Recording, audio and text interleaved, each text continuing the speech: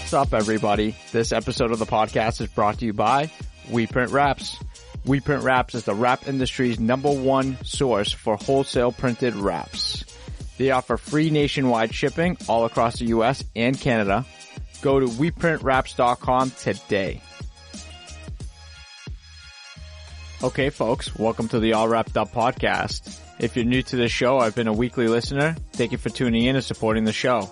As you know, I don't ask for much, but I appreciate it if you left your feedback and a 5-star rating on any platform that you're listening to. It really helps us out in getting the word out about the industry. And don't forget, if you find value in the content, subscribe and tell a friend. And now here's a brand new episode of All Wrapped Up with Mike and April Dmytrow from SurfCity Graphics.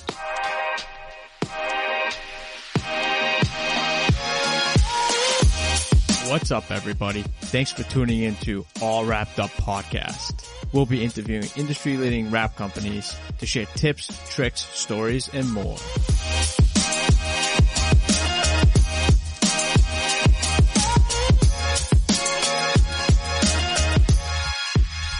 All right, so we'll go live. We've got Mike and April Dmytrow from SurfCity Graphics. What's going on, guys? What's up, buddy? How you doing? Not bad. Hello. Hi. We got April in the background on the third party cell phone. Would you guys did you guys have fun at freaking SEMA last week or what? Oh man, it was insane. Yeah. So much fun. So many cool cars.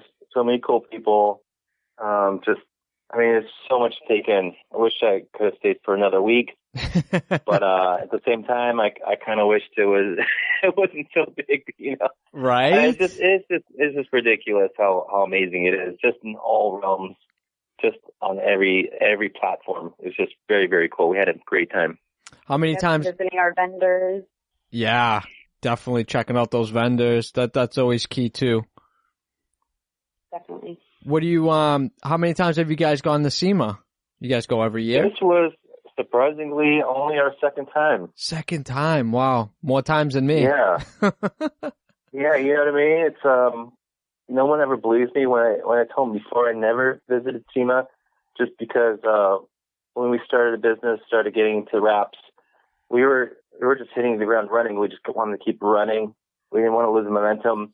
And plus we wanted to show off, projects actually we had in SEMA. Right. So, I'd love to go to SEMA and check out everyone's projects and wraps. And finally, we started getting some traction and getting some projects at SEMA. So, it was definitely a pinnacle point for us to actually go and promote our actual work at SEMA.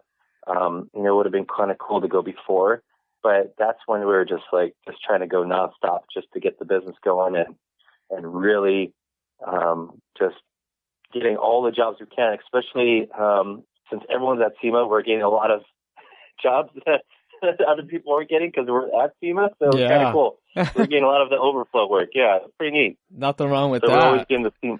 No, not at all. So we're always getting last minute projects. So that was kind of neat. That's cool. What type of project did you have at SEMA this year? This year we had 3 really cool projects. 2 that were actually at SEMA, and then 1 that was at the Hard Rock Hotel. So wow. We had the Hedman Headers Maverick. It was a Hustler, which was a recreation from the 1970 hot rod, which was the Hedman Hustler. Mm-hmm. And we basically recreated to make it look like the exact same hot rod that they had back then. So, everything down to the T, the airbrushed logos on the sides with the engine turn to the actual wrap, to the pinstriping, to the names. They wanted everything to be aesthetic. Wow. So that one was really cool. That one was right next to the Ford booth in Central Hall. So we got a lot of good comments from that. And then we also did a lot of the canvas prints, actually all the canvas prints and wraps for the Dmytrow booth. So all of the celebrity shots on canvases, those were all printed by us, and then they were able to sign them, and they placed them inside the VIP booth, and then also a couple outside of the actual MagnaFlow VIP booth. Oh, that's great. And They also had it at the VIP party the day before. Oh, that's right. Yeah, we did a bunch of little ones that they gave away at the party. And, we did, I think, a total of, it was 8 big ones, which were like 30 by 46. And then we did a bunch of little ones, which were, I believe, 18 by 24s, somewhere around that. And there was all the sponsor celebrities and everything like that. So that was a lot of fun. We've been doing that 3 years in a row, and they keep coming back, which is awesome. And just to see them, in person, up on everything and signed by all the celebrities, it's just unreal. It's a lot of fun. Yeah, that's insane. Do you print all that in house, right? Yeah, we've been doing canvas prints for a long time. Ever since we got into wraps, we've been doing canvas prints. We always enjoyed doing it, working with other artists and just other creative people as far as recreating artwork, doing gouache prints. It's pretty cool. For some reason, we've always loved doing the canvas wrap prints. It's always just fun doing them. So, when I learned how to stretch in class, so that was fun in painting class. That's awesome. Now, as far as like the frame that it gets put onto, do you guys customize the frame as well by hand? Yeah, so we do the actual printing, and then she used to do the stretching herself. Wow. April used to do stretching all by herself to the point where her knuckles were bleeding. So we got over that a little bit ago, just because of the production and how long it takes, and it's fun. And once we get to the point, we have this really we work with another guy that does framing for us as well. Yeah. But he's amazing. He does all the stretching. We do all the printing ourselves. He does all the stretching, and it just works out. So he does what he specializes in. We do what we specialize in, which is the printing side. Mm-hmm. And then we get the product delivered, and the customer's happy. So it wasn't a problem back then doing the stretching, but it got to the point where we're doing such huge stretching. We ended up finding a really good framing expert, and he does amazing work. We've been working with him for the past 5 years, and it's been a good partnership. That's awesome. That's awesome. What type of car or whatever at SEMA blew you away this year? Oh man. I know there's probably so much going on. What type of project? How much time do you have? Yeah, I'm only one. We're limiting it down to one, just because I know there could be 10, but. Yeah, I mean, the Dodge Demon, right when you walk in the show, the Dodge Demon was insane. That was the fastest, quickest Demon, which was by Leah Pritchett. It did an 8.77 in a quarter mile. Jesus. That was pretty amazing. The Imposter has always been my favorite by Chip Foose. That thing's just unreal. I mean, the cost of the thing was $2 million just to make. So I don't even know how much it is worth right now. Wow. That was just unbelievable. Amazing car. We actually saw it when it was still being produced a few years back. And they're kind of giving me the lowdown how the budget was first around $200,000, went up to $500,000, and eventually went up to $2 million. Jesus. Talk about blowing your budget, huh?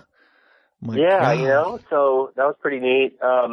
Seeing all the Ford booth. I mean, one car after another was unreal.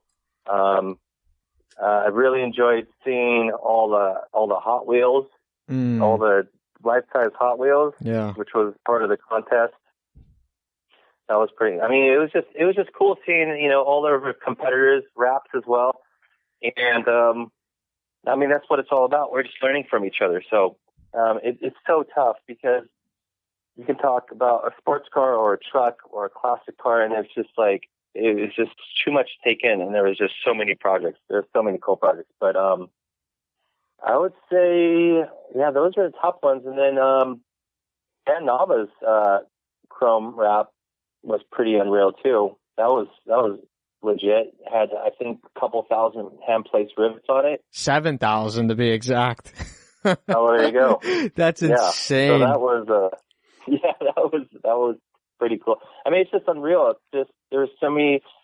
The cool thing about this business and this field is there's so many cars that are wrapped or have graphics on it. Yeah. It just blows me away, and it makes me feel really good to be part of this whole wrap family and whole wrap business, because it's limitless what we can do, and it shows at SEMA, because literally every car has graphics on it, Right. or has a wrap on it. So it's a really good feeling for sure. Yeah. I love that the wrap industry is starting to blend more with the paint industry than ever at SEMA. I think every year it gets larger and larger, and I see more companies getting involved with multiple wrap opportunities for SEMA, for trucks, for cars, whatever, off-road, dragsters, whatever the case may be. And I love that, like, everybody gets to have a piece of pie, and everybody, you know, I had a couple friends that, you know, wrapped a bunch of cars for SEMA, and I love that they take the community of people in that area to come and help. It's like they're not being selfish and be like, oh, that's mine. It's like they're just like, oh, it's ours. You know, it's my shop and their shop because they came and helped. And I like the community part of that, and having other shops come in to give you a hand just to take the workload off, because not only is that a big stress, and as well as a time crunch half the time, if not all the time, but you also have your regular clients that come in that you need to get taken care of. So, you know, bring in extra soldiers in to help you out from, you know, your competitors, so to say, to come in to help you. That's always a big plus. 100%. I love seeing that. Oh, 100%. Oh yeah, we work with other wrap shops all the time, and if they need our help, they can ask for our help, you know, and vice versa. It's pretty amazing. Yeah. Yes, we love working with our competitors. We even like going out to dinner and hanging out and being friends. Yeah, that's what it's all about.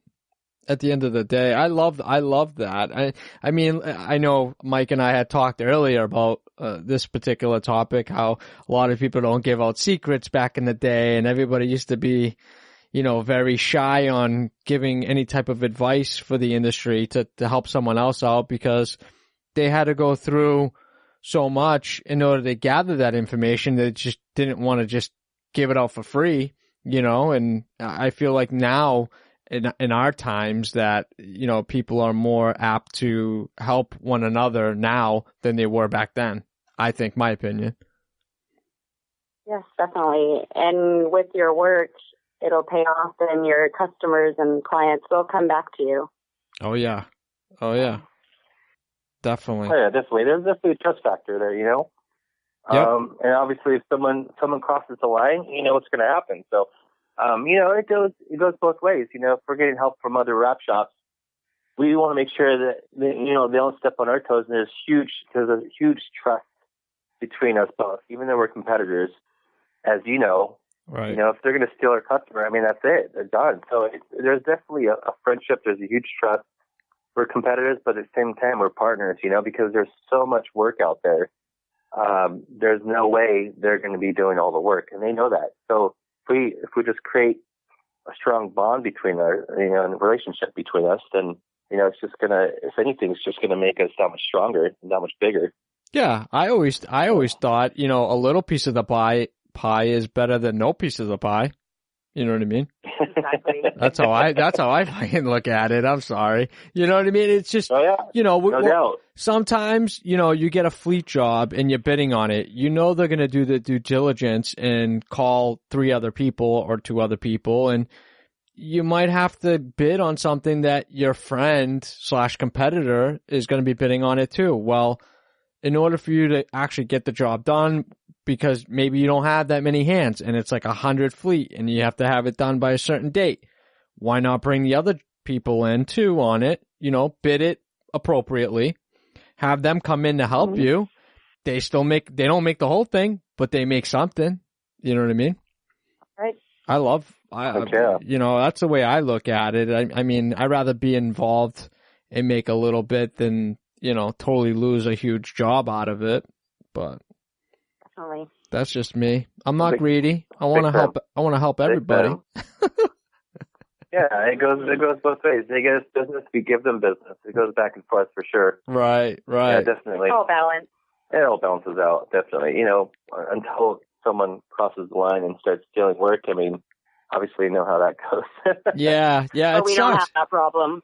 Yeah, we don't have that problem. I had an issue way back when that, I was, because, I wasn't a townie in that area, and, I didn't have a printer at the time, and a buddy of mine had a printer. So he was doing all my prints, and he found out I got this job, like literally down the street from him, and he got so sour that that person didn't go to him, that he went to that client and he was like, "Oh, don't go use Jeff because I'm going to be printing it anyways, so just get it through me because I'll give you a better price." Well, the client ended up calling me back and saying, "Hey, I'm not using you and I'm not using that other guy. I'm going back to the original guy I was using because you guys don't have your shit together." I was like, "What?" Right. What? So not only did I not lose, I lost out, but he lost out, and nobody got shit because he wanted to be greedy. And Right. Needless to say, I don't talk to that person anymore because of the greed. But, was that conversation with that client worth not getting the job and losing a friendship over? Probably not. Right. But now don't step on toes next time, But yeah, it's all about trust. It's all about integrity. Integrity for me is 100% most important. Once you lose integrity, that's it. It's hard to get that trust back from anybody. Yeah. Employees, partners, clients, coworkers, subcontractors. You got to have that. You got to have 100%. So, it's if you lose a job over something, a bid, or you can't get it, no big deal. But if you have to step on someone else's toes or lie or cheat to get that job, it's going to come back and bite you in the ass. I mean, no matter what, 100%. Oh, yeah. Even if they don't find out about it, I believe in karma. So it's gonna happen no matter what. Yeah. Karma doesn't lose addresses, I tell people. You know what I mean? You can move all you want. It will bite you. It will find you. Yeah. I'll hide it. Yeah. They can't hide from that. Yeah. Taxes, two things are certain. Taxes and karma. It'll always get you. Oh, yeah. That's no doubt. It's where they work together. They're on the same network. Yeah, no shit. Oh man, that's so funny. So what takes prepping for SEMA, like the aftermath of what you have to deal with coming back to your shop? Like what's it like for you right now this week, given that you were at SEMA last week? How much mayhem do you have to deal with? Oh, thank God it's not much. We kind of figured out from the previous time we went to SEMA not to book ourselves up too much. Yeah. And we definitely booked out the next 2.5 weeks, but the installs we end up booking are towards the light side. Cool. So they're not anything crazy. You Nice. got, partial wrap, and you got some graphic spot decals and some cart. Nothing that's that crazy. Something we can easily take care of. So, and then we kind of prepped prior to going to SEMA, so we had all the graphics ready and all the wraps printed out, and we're not, doing everything last minute. You know what happens with fresh jobs? Just nothing ever comes out perfect. So Yeah. kind of planned it out. Yeah, definitely. But we lost a couple of jobs because of it, because they didn't want to wait. But most clients of ours that have been stuck with us for the past, 5 to 10 years, they understand. They kind of have to wait, and they have no problem doing that. So that's the really cool part about, having our clients that have been with us for a while. So Yeah, they build that trust. They know the routine every year, what happens, and that's nice. When you have clients that are loyal and they'll wait for good work because you've built that rapport with them already. Yeah, definitely. And I think they realize if they have to wait a week or 2 or 3 weeks, they realize how fast the week goes by. And if it's not for some type of a specific deadline, they're totally cool with waiting 2 or 3 weeks out. It's not a problem at all. Yeah. And then you have some of the new clients. We lost a client recently because of it. they couldn't believe we were out 3 weeks. They didn't want to wait, so they told us straight up, we're going to shop around.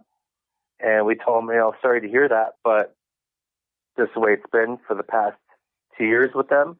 And they're totally cool with it, but there's a new project manager that stepped in, and he was kind of to be put it lightly, a D-bag. So he just didn't want to, I'm sorry to say that, but he just everything we threw at him, everything he threw at us, he didn't like, and he was questioning as if we just started the business, a few weeks ago. So, unfortunately, he said he's going to shop around. He's going to finish the projects that we have with them, but then he's going to move on. And we told him, okay, sorry to hear that, but, good luck, and hopefully everything works out. Because I just feel like he's going to keep bouncing around to other wrap shops and print shops. Oh, yeah. Someone's breathing down his neck, and he wants to put up, a safe face and wants to look good for everybody because it's probably a new position. And, he's, nobody's looking at like, hey, oh, yeah, forget Mike and April. We'll go somewhere else just to get it done. I'm going to look like a hero. But, people inside, they'll know the difference. They'll know the difference. Watch. They'll end up. Right. He'll come full circle. I've had it happen, man. I've lost people for 2-3 years. They always make their way back. Always. Right. Always. Right. Well, guess what? The price changed. That sucks, huh? You know what I mean? Oh, it doubled for some reason. Yeah. Holy cow. Yeah, you got the D-bag price, the double price. Yeah, we call it the inconvenience charge. Inconvenience charge. Done that. Yeah. They still come back. That's putting it lightly. The inconvenience charge. Yeah. Oh, that is the light form of it. Yeah. We all. You're. Go ahead. Oh, go ahead. Yeah, it happens once in a while. You're absolutely right. They come back, but the thing is, you kill them with kindness. Yes. You just be the better person, right? You be the better person. You do it to policy, to standards. But you give them respect. You be like, that's fine. Sorry to hear that. I'd love to hear from you again.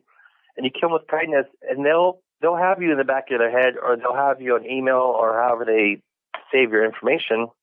And like you said, you're right. Like, you know what? They're really respectful. They're really nice. They're very professional. I still want to work with them, even though I screwed up.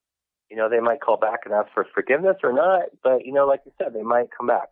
And that's what we always like to do. Even if it doesn't work out, say sorry. And, just ask them even straight up, like, how can we service you better? How can we improve our business? Right. And, sometimes it works out, sometimes it doesn't. So. Yeah, they want to rewrite your policies half the time. Anytime I call, you have to do it right away. That's what they want in writing. Fuck that. Pretty much. You know what I mean? 24-hour lead time.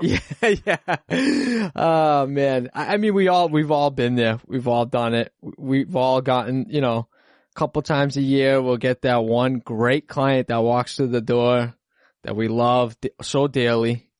And, that's a client we talk about for the whole year. And then we judge everybody else based off of that one client. You know what I mean? And you wish they could all be like them. Yeah, right? Yeah, it happens. I mean, we're in the service market. We're basically stepping into shit all the time. We're putting out fires and stepping in shit all day long. It's crazy. And, I haven't found a shop that is so streamlined that people aren't running around with their heads cut off, like, all the time. There's no way. I was talking to my uncle recently. He's big. He's a big boss, man. He's a vice president for a pretty good company, and they basically help other companies invest, basically. Mm-hmm. And he's an analyst, and he does a lot of undercover stuff. But long story short, is he said business would be easy without people. But you obviously can't have business without people, right? And without the money. But he says the business is so complicated because people make it complicated. So no matter what, it's going to be complicated. I mean, it's 100%. But, it's like such a simple phrase, like, business would be easy without people. I know, right? People are the problem, but people are the solution. People are the problem. But, you just got to deal with it. and just make it the best as possible, and just help people out. That's what it comes down to. Like I said, it's service. Right. Luckily, April and I and most of our employees, coworkers, and team have been in some type of service employment. Both April and I have been servers, bartenders, cocktail servers, and Keelan, project manager, she worked in the hotels as customer service and front desk. Madison, a graphic designer, she's mainly graphic design and ticket sales, movie theaters, and then also working I believe at a preschool or a daycare with kids. Yeah. So that's probably funner than dealing with adults. You know what I mean? Dealing with a bunch of 4 or 5-year-olds, or it could be the same. Either way you look at it, right? Oh man, yeah, we have a 3 and 4-year-old, so dealing with them is good practice for dealing with irate customers. That's for sure, because it definitely tests your patience. Yeah. Oh man. Oh shit, that's awesome. What a mind! Those kids are such a mind. Oh man, they mess with your mind so much. Yeah, they do. It's amazing. Yeah, they do. But you love them. That's it. Oh yeah, absolutely love them. That's the only difference. You don't have to love your clients, but you gotta love your kids. Absolutely.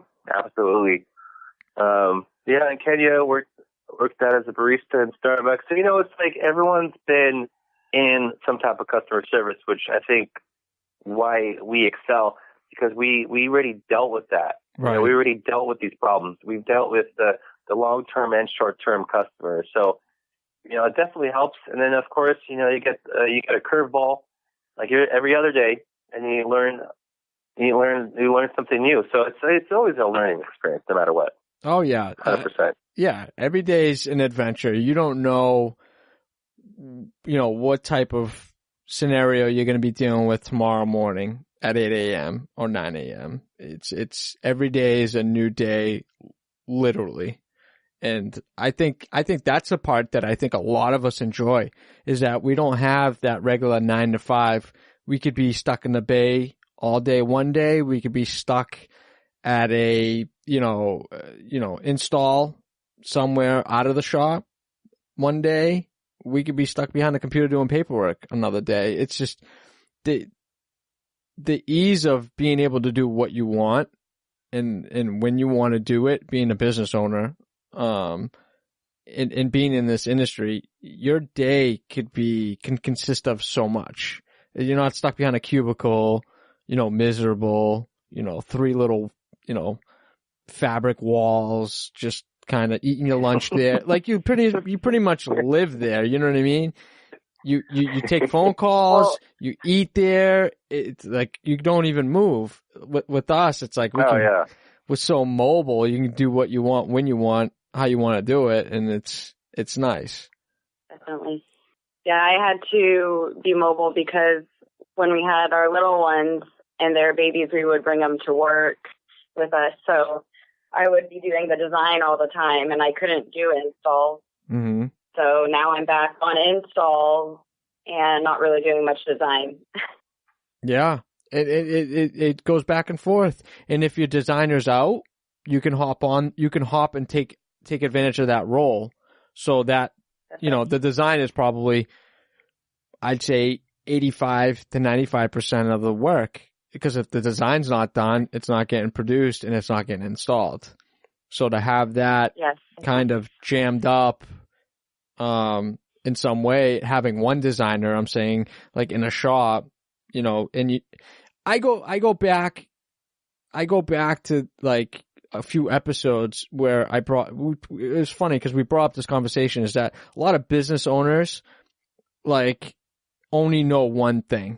So they only know how to install, but they don't know how to design, and they don't know how to run their own machines that they paid for. That's scary. They rely on their employees to do that part for you. But I think you really have to know everything, every aspect of the business. You should be able to take that role at any given time. If that person leaves abruptly or is sick, like, you should really know all of it. And I think a lot of us don't. You know what I mean? Right. Oh, yeah. And it's really definitely important. a plus if you can. Yeah. You know everything from start to finish. Definitely, yeah. We started out, little history on us as a graphic designer. You know, went to Cal State Long Beach, got a degree, got out. I got thrown into a sign shop. They're like, "You want to manage the sign shop?" I was like, "Cool, let's manage the sign shop." So let's check it out. You know, and I run in there, and it's a abandoned sign shop. The guy got kicked out. He was doing some nasty stuff, and basically got evicted. And holes in the walls, and you know, there's just stuff everywhere. And they're like, "Hey, this is gonna be the sign shop." I'm like, "What do you mean?" They're like, "Yeah, we're gonna start up a sign shop." I didn't realize it was a startup. I thought I was running into a sign shop that was already going. So I was like, "Cool, I'll learn the ropes and transition from graphic design to signs and wraps. No problem." You know, I'm a quick learner. So we had to start sign shop from nothing. Wow. But then oh man, it was wild. But, you know, we got it going after a couple of years. We're grossing over 6 figures. And April got thrown into the sign shop doing weeding first. Yep. And, you know, production assistant style. And then she got thrown into installs, and she loved doing installs. And then she went wherever we needed her to go. And first it was volunteer. She just came in just to hang out with me and you know, join the weeding party and the printing party, and she likes the party. So yeah, it was crazy. And then for her, it was just like a passion just grew from there. And I saw it in her, and she was so meticulous. She just started doing everything. And then from that, she was going to school for textile design. And so she took some classes in color theory, and she kind of got into graphic design. She only took one graphic design course, but she started doing a little graphic design. And from there, you know, I just taught her a little bit. And then after a couple of years, she started teaching me stuff. I'm like, wait a minute, what's going on here? Yeah. Student turns into teacher. Oh, man. She's like, why don't you try doing this instead? It's a lot quicker. I'm like, shit, you're absolutely right. And I didn't want to, I felt really uncomfortable. It didn't feel right. I'm like, wait a minute here. Oh, that's I'm funny. supposed to be teaching you, but it was good. I got over the uncomfortable feeling. Yeah. You know, and because her way was just as good as mine. You know, you could do the same project or same design or same wrap, you know, 100 different ways, and it's still going to be successful. It's just whatever feels best for you and whatever is most efficient. Right. But no, it was great. It was pretty cool. So we went from there into wraps, and then we were doing wraps for a couple years, and then I was like, shit, how are you going to make any money in this business? Because you waste one panel, there goes, boom, $100 profit. Easily. And we got out of it actually for a little bit, but people kept coming back to us and saying, what are you guys doing? They're like, well, we're getting out of it because there's no profit margin. I mean, it gets depleted after wasting a panel or two from either printing or from installing. It didn't happen often, but when it did, you know, it hurt. Yeah. And people kept coming back to us, and you guys were really good. You could just keep doing it. So we kept trying it. But the other problem was that we were having issues with installers because we would do most of the installs. Obviously, at start, we did all of them, but then we would try to hire, and I would just walk around the vehicle and just check off all these negative marks, whether they're tiles or bandages, or it wasn't our quality. Right. You were doing the QC stuff. Making sure quality control was there. Yeah. And it just was not driving with us. Yeah, the quality wasn't up to our standards for sure. Yeah. Now, were you guys married then at that time? Oh man. Yeah, I was about to say, let me go back because it's been a blur the last 10 years. That's awesome. Yeah. Actually, we just got married. Yep, you're absolutely right. Yeah, it's 2009. 2009. Got married. Okay. So that's when we broke away from that sign shop I was talking about and started our own business. Our whole mission didn't jive, and just a couple things didn't work out. So we broke away and started our own business. So. Well, and we were also treating the other business as if it was like ours, whether we'd be working after hours and not getting paid, right, or just bettering the shop. right. And we saw all this work we were putting into this shop and figured, you know what? Why don't we do it on our own? Yeah. Yeah, it makes sense. Absolutely. Why put in all the time and effort if you're not going to be compensated for it at the end of the day? You know? I mean, not that you shouldn't. I mean, there's some instances where you put in an extra hour or two for the week just to get a project done or whatnot. I'm not, when you start rolling in, another 10, 15 hours extra and, you're putting in those hours with no compensation, that gets old real fast. Yeah. Oh, for sure. Yeah, we wanted some type of partnership, a small percentage. Yeah. And I was even down to put money into the business, and I saw where it was growing, and this was pretty much right when Wraps was really breaking off and really making a huge impact within the industry. Mm-hmm. This was when 3M and Avery was in Arlon, Texas, were still experimenting with vinyl. They still haven't even figured it out. And that's why, and I think it was a little bit frustrating for us, because when we're first getting into it as well, there was only a couple wrap classes. The 3M had a wrap class and Fellers had a wrap class, and that was pretty much it. Right. But you know how much those were. Those were thousands of dollars, and plus you had to fly to the location. You had to fly up. Yeah, you had to fly over and pay. So it wasn't cheap. So we basically just wanted to learn ourselves, and going to trade shows was a huge plus, and just picking other people, other installers, other vendors' brains as far as how to design something and how to get it ready for print and all this stuff. So, we, instead of going to these wrap classes that are only like 2 or 3 days, we would go to, trade shows and just pick their brains, and they love spilling their guts. So it was pretty neat. They wanted you to learn. They wanted you to succeed. Obviously, you succeed, you're going to be buying more vinyl from them, and you can establish a really good relationship. So that's exactly what we did, and we're still hand in hand to most of these people. So it's really cool. That's awesome. That's awesome. Do you remember your first wrap you ever installed? My first wrap. Oh man, like a first wrap was more of a partial wrap, but yeah, it was for a Mitsubishi. It was a Mitsubishi electric car. It was 100% electric car. It never fully took off. Every once in a while I'll see it out and about. It's a two-tone car, so it was a 4-door, and the front, the doors were wrapped. Basically, it was a white car, and they wanted the front 2 doors wrapped in a two-tone. And most of the time they had some type of either like SoCal Edison, or I forgot the Northern Electric Company, but also that was on there. So we did a few of those, and I hired someone to help me out with the first one, so I was there to kind of see how he did it, how he got it done. And after that, I was like, I'm just going to do it myself. So we ended up doing it ourselves, and it was pretty easy because the panels were pretty flat. And then after that, we did a really crazy one, which was a old school BMW. It was one with the front, how the front door opens through the actual hood section. Oh, yeah. I know what you're talking about. It's called a BMW Zeta. Yeah. Yep. The Urkel car, basically. Yep. It just opens up in the front. It's got the little 9 horsepower motor.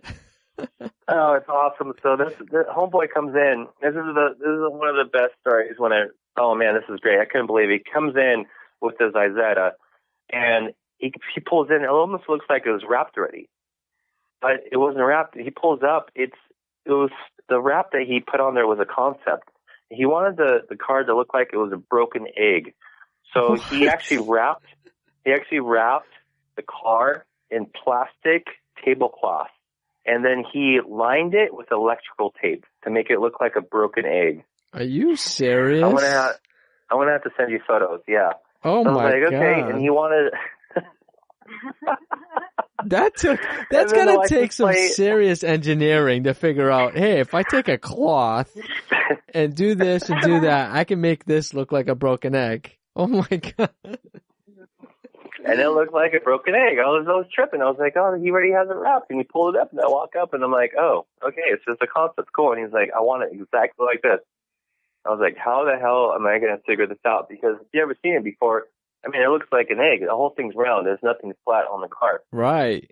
It's got to be a hard, install nonetheless to use. It was a little tricky for one of the first wraps for sure. And then the best part is the license plate said "Yokes on you." Oh my God.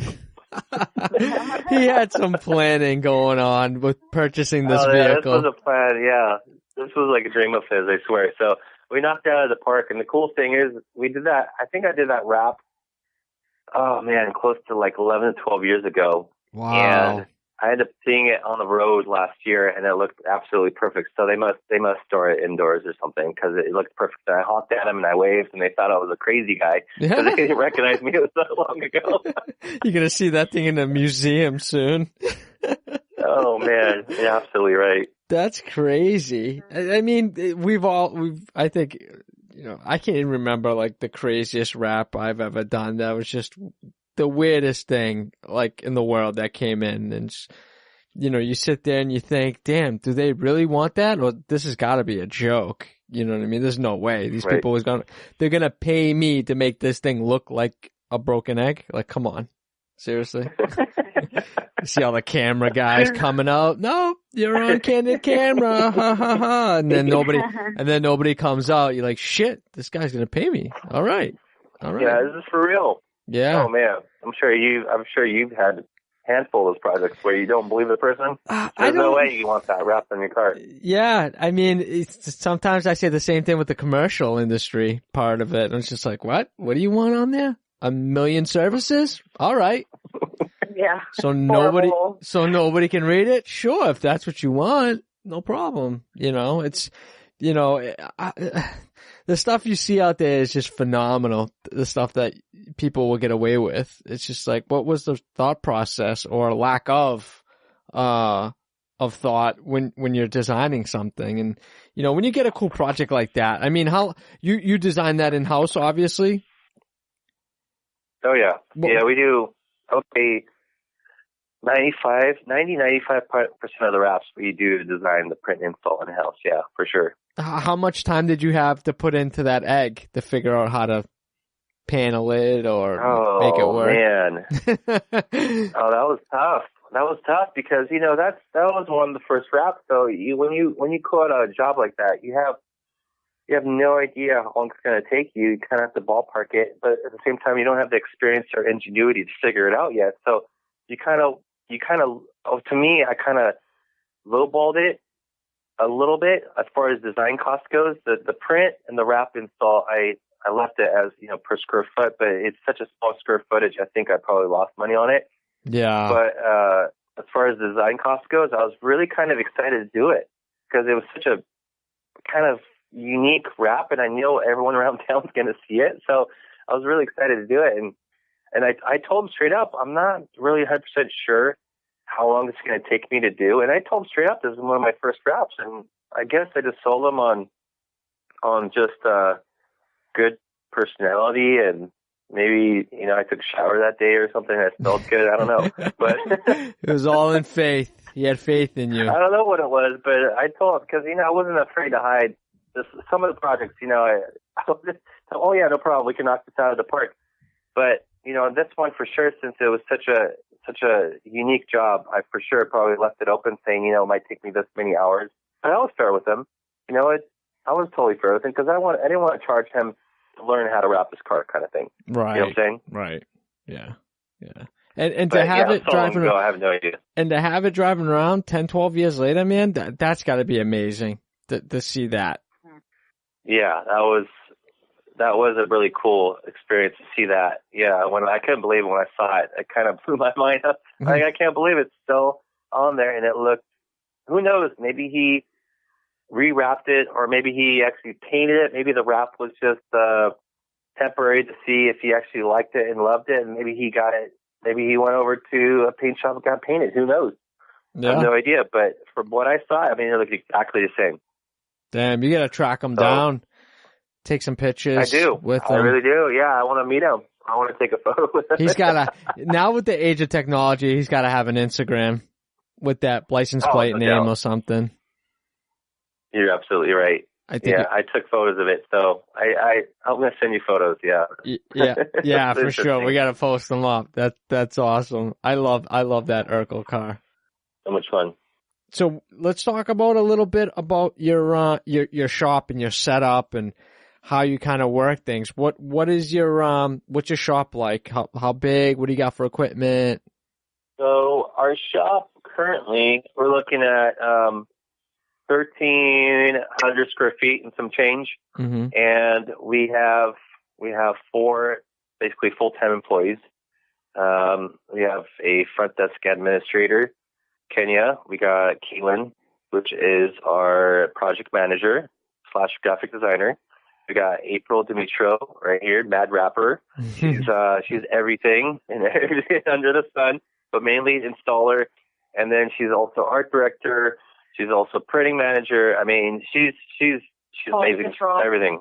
Quality control. Yeah. Yep. So it's hard to say what she does. She does. She's basically a 50-cent partner in the shop. So she does anything that needs to get done. But installations, I would say installations are number one specialties. And then we have Madison, which is our main graphic designer. She does most, I would say, as far as now is concerned, she does 100% of our wrap design. And I help her out once in a while with the art direction. And then you have Zach, which is, thank you, who is our print tech. So print tech / installer when we need them, but mainly a print production tech.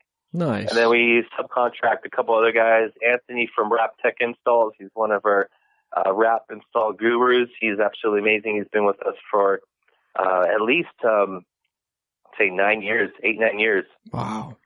Yeah. And then Sticky Fingers for John Mahan for Sticky Finger Designs. He helps out every once in a while. He's absolutely amazing with everything under the sun, same thing. And then we have a couple other guys that we independently contract if we need extra help. So that's kind of as far as the staff and wrap shop goes, and print side, everything goes. But yeah. That's awesome. What are you mainly doing throughout the day? Like what role do you play at the shop, or what do you like to do every day? I absolutely love to do the installations. From being a graphic design background, I love doing the wrap designs. As far as directing with the wrap designs now with Madison and with Kaylin and April, I love to sit down and help them out and kind of show them, direct them which angle I want to go into. But I absolutely love getting my hands dirty and getting on these wraps. That's what I love to do. Nice. So before it was graphic design and then print and then actually do the wrap install. We got so busy that I want to jump on the installs, and I don't want to really focus on doing too much of the design anymore and the printing. Yeah. But since April and I did everything in the past, we did all the design. You know, Wrap would come in, we'd do the design, we'd do the printing, the lamination, do the trimming, we would get the car prepped. I mean, we did everything from start to finish. So now it's kind of nice to have extra help because the team we have now is absolutely amazing. So we love them dearly. They're on the same. They have the same exact vision as us, which is awesome. So you know, it kind of helps that we've already been there, done that, and now we can kind of focus on what we love to do, which is personally me is doing the installations for sure. Yeah, I think when you have a good group like that, where everybody has their own lane and everybody's got a place in the business, that things kind of run a little bit more efficiently throughout the day. You know what I mean? You're not stuck running around. And you know, me being a business owner at one point, having employees, you know, I think, you know, a lot of us try to, well, at least I did in the beginning stages, because I didn't know how to be a boss. I didn't go to school for business or figure things out. I went to school for graphic design, and that was it. There was no like, this is how you start a business, this is how you deal with employees, blah, blah, blah. And I would find myself micromanaging or, double checking every little thing, which in turn took me away from doing my job, which was either selling or sending off emails. And, being a business owner, I think letting go of a lot of that, given that you and April used to do everything at once, that must have been a really hard part to give up, to have your employees take the role of being a designer or the production person or lamination even. Those parts are hard to not micromanage and make sure everything runs smoothly. Right. I still try to jump in sometimes and catch myself. You gotta trust them. Yeah, I mean that's one thing. Yeah, that's what you pay them for. Exactly. You know what I mean? And right. and like you said earlier, it's as long as you can get there, it doesn't matter how you get there. I think I heard prior it was like, you take 4 plus 6 is 10. Right? But, 7 plus 3 is 10. You know what I mean? You can get there to 10. It all just matters, it doesn't really matter how you get there as long as you get there. You know what I mean? Right. And some things are better for some and some ways work better for others. Exactly. Agreed. Right. Yeah. Did you guys have a hard time doing that? Oh, man. Yeah, we definitely definitely had a hard time with a little bit of controlling, and I'm sure employees are going to be laughing after they hear this because we like to we like things a certain way, and we do micromanage for sure in the past a lot more than today, and I'm sure they can vouch for us. But we definitely broke away from that because we like things a certain way, and we know our customers are the best. So now that our employees know our customers, we definitely let them be more managers than just, entry-level employees. So all of them, you could tell they're all leaders. That's the best part. They're all leaders. So we want them to be leaders. We want them to see the work. We don't want them to tell them to do the work.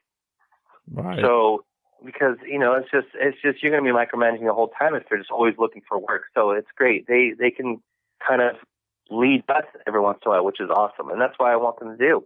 I want them to tell me, okay, you're going to be doing this install today, instead of me telling them like, hey, so what's going on next week or 2 weeks? They already telling me, okay, this is what we got scheduled. This is what we got lined up. Like, perfect, and they schedule me for surveys and meeting up with, clients. And no, it's good. It's got a good flow to it for sure. And everyone loves what they're doing. So that helps big time.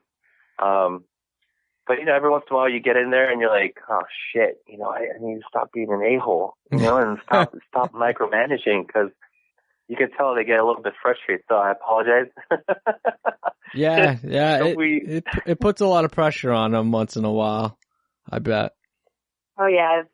Our team knows that I'm a perfectionist and have a little bit of OCD, but, I told them I'm crazy, and they understand. They know this, so at least I can admit it. Yeah. First part of knowing you have a problem is admitting you have a problem, right? Yes. Well, we warned them ahead of time. Yeah. We warned them way ahead of time during the interview process. But I swear, most successful people have a little bit of crazy. Absolutely. 100%. I couldn't agree with you anymore. Yeah. Yeah. Well, yeah, all the successful wrap installers in this business, they're going to vouch for everyone. They're all a little crazy. We all admit it, that's for sure. Yeah, definitely. I mean, like some of the smartest people, take Elon Musk, for instance. Oh, yeah. That guy's the modern day, what's his name there? What do they say? He was the modern day, what's that fucking Avengers guy? Iron Man. What's his name? Oh, okay. Oh my God. It's like escaping me. I feel like a total nerd now. I can hear you typing I'm away. gonna have to Google it. I hear you typing away. My computer's on. I'm not cheating here. Yeah, my computer's on sleep mode, so I can't. It'll take me a lot longer. Yeah, of course. Oh, You got Iron Man. You got. I know exactly what you're talking about, though. yeah, for it's sure. the regular exactly. character. I mean, he's a little crazy at times, but the guy's the fucking smartest guy probably in the world. You know, he's got what? He's got his own current Tesla right now is currently flying in space. I forget what I heard. I think it was even this morning, 300 million miles. It's already like to Mars. It's already traveled. Yeah. Something stupid. Yeah. See, you have to be crazy to think you can even do that. Right? Yeah. You can't just be a little crazy. You got to be full blown crazy. No.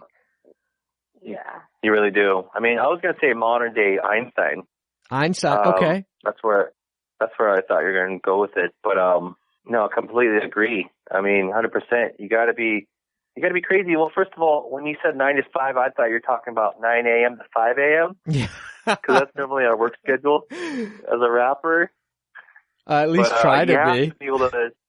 You have to work those crazy hours. You have to have a companion or a partner that's gonna be okay with you working till 4, 5 o'clock in the morning with 2 kids, and be like, and then for her to still be okay with you in the morning, kind of give you a kiss, and it's just unreal. You have to be a little crazy to be able to stay up all night rapping, because you can't go home at 5 p.m., 6 p.m.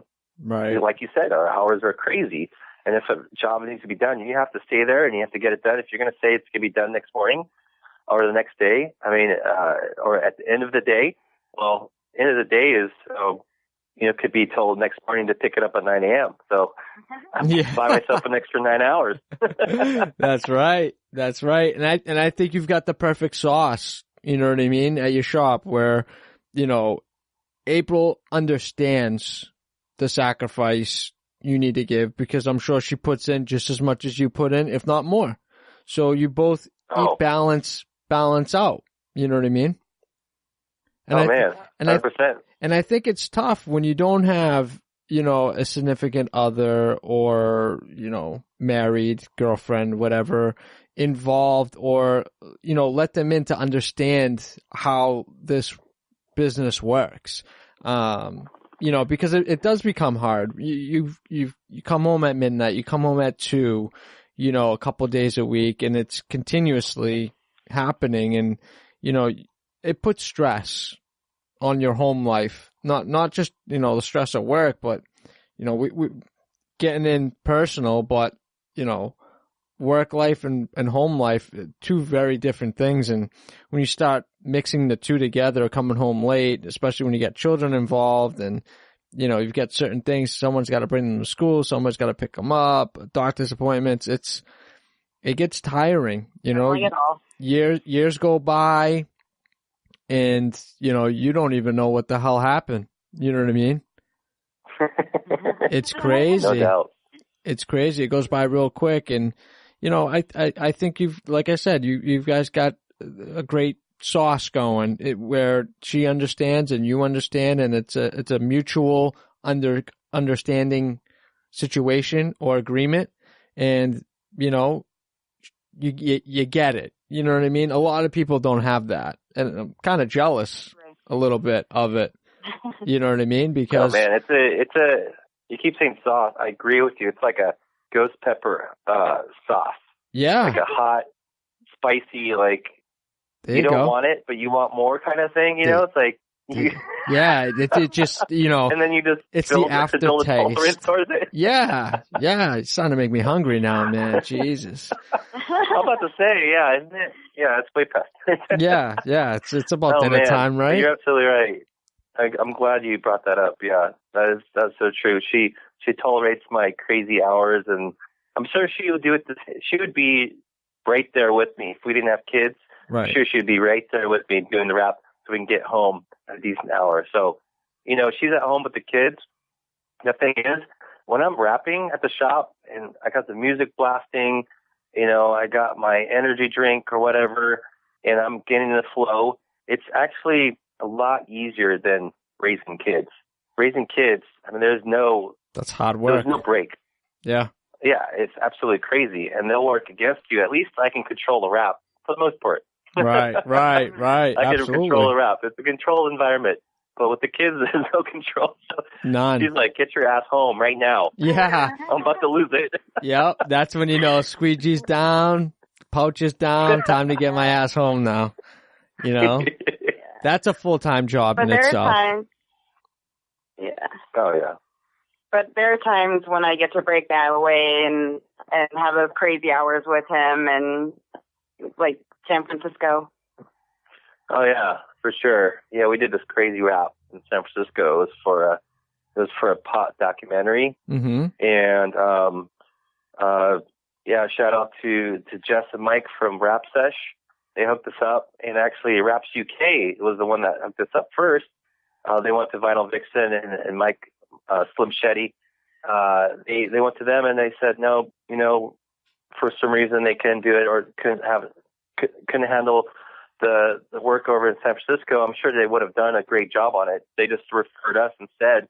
So then we had to design, print, and wrap this huge RV within, I think it was 3 or 4 days. So we had to stay up till 4 o'clock in the morning that night after we got approval, deposit on the job. We're up till, I think, 4 or 5 o'clock in the morning designing the wrap. And then we had to get to the shop. We got approval on it. And we had to print it. And then, seriously, literally next day, we had to drive up to San Francisco with our crew to get it installed within 24 hours. Wow. Don't you love those projects? Oh, yeah, those are the best. So, yeah, she was able to cruise up. Thank God, you know, we had really, really good family that were able to watch the kids. And we had an amazing team that were able to just break away and cruise up and fly in. And then another wrap shop in San Francisco, custom vehicle wraps. Kwanzi, shout out to Kwanzi. He's the man. He was able to we're able to borrow his shop. So we actually able to wrap inside because at first they're like, hey, can you wrap at the RV rental park? Yeah. I was like, well, is it inside or outside? They're like, it's outside. I was like, oh, are you kidding me? Yeah. In San Francisco? I was like, you guys are insane. There's no possible way. So dark. Oh yeah, dark. I'm like, we're gonna be wrapping all day, and we weren't able to start the wrap till 3 p.m. Jesus. And then we're literally up till 5 o'clock the next morning. We slept inside the RV, inside the shop. For 4 hours. So for 4 hours. I think 4 or 3 hours. I think 3 hours, like 2 hours? I remember maybe like an hour or two, but yeah, that's what it felt like. Well, we had music bumping. All of a sudden, someone showed up to the shop to pick up some graphics, and they turned up the music, and it was like a club in there. Wow. It was crazy, and we were just losing our minds, but it's a great memory. It's funny to look back on. Oh, my God, that was insane. Yeah, we went to sleep, I think, 5, was it? Yeah. 5:30. And then all of a sudden, someone gets there, I think, at 5:45 or 6, like shortly after we get, you know, ready for bed, and we're just laying there, and all of a sudden, just the music is blasting, like this rap and hip hop. I mean, they got this killer boombox in there, and they seriously had the volume all the way up, and it was blasting. We're like, there's no fucking way this is happening right now. Mike's like, can you take that outdoors? And I'm like, oh, heck no, I'm in bed, and I'm done. We were so tired, we didn't even decide to, like, even open the door, but like, sorry, can you turn it down? We're like, whatever. And we were, I don't know, I think they ended up eventually just leaving because they just came by really quick, like she said. Wow. You know? But yeah, they had no idea we're even in there. Jesus Christ.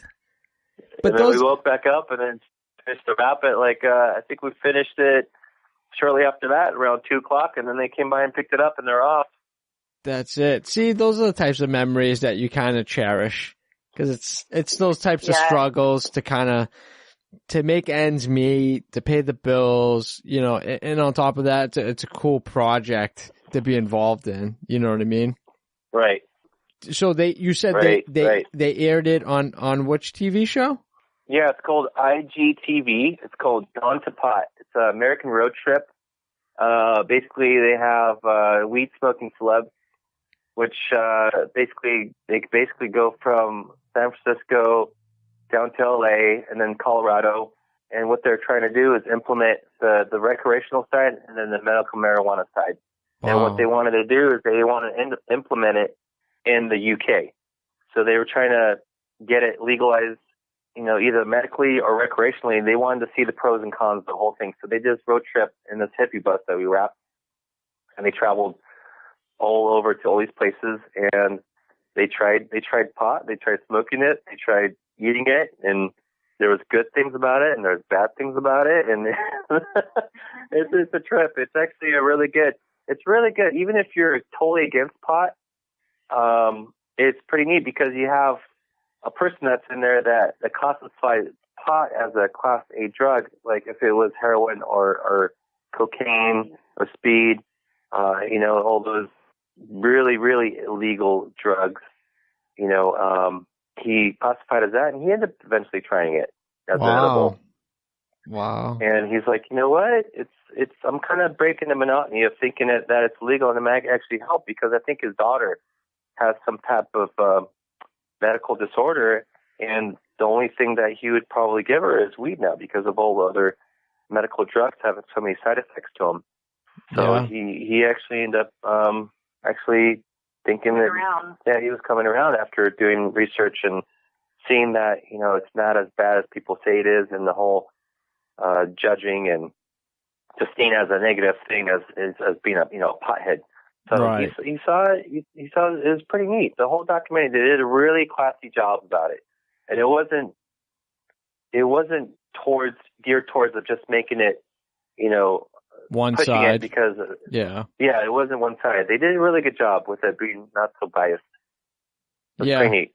I see a lot of posts online, especially like Facebook with, what kills me is when they try to use the children, but it happens. I mean, these children have seizures and things like that, and they can't seem to find some type of medicine that can stop them from having these seizures. And, it's a whole campaign about, medical marijuana, and, you see the kid getting, 2-3 drops underneath their tongue of, whatever it is. I don't know the legal THC or whatever or they take out the THC and they use the other part of it because that's what helps. And literally their seizures go away within a few minutes. And I think, at the end of the day, if that's what you have to do to make your kid feel better, then do it. Because at the end of the day, I would do the same thing. I would never want to see my kid with that type of issue and have people tell me that I'm not able to give them something that's going to solve it. It's so sad. I mean, I hate seeing them, but I see the positive side of it.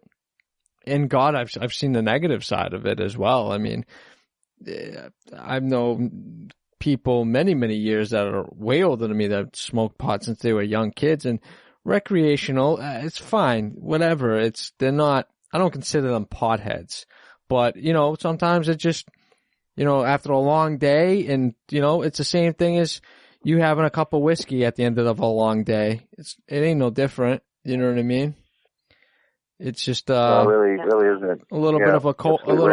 You know what I mean? Nothing wrong with that.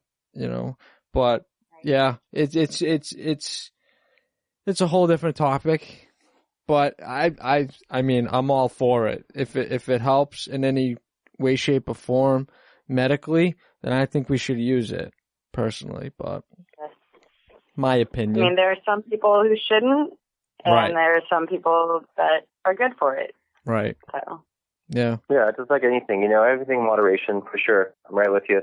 Definitely know it's a different topic, but I believe you were talking about the CBD. The CBD oils, CBD, yes. Yeah, you're absolutely right. Yeah, it has no THC and psychedelic and euphoric feeling to it. Yeah, it's all pure, strictly medical. So yeah, it's a pretty amazing drug, and I'm so glad that, finally this generation is finally turning around and accepting it, because it's definitely going to be a positive impact, for everyone that needs it, and obviously there's some people that shouldn't be doing it, and there's some people that should be doing it. So, it's like alcohol, Right. I know some people that shouldn't be drinking alcohol at all.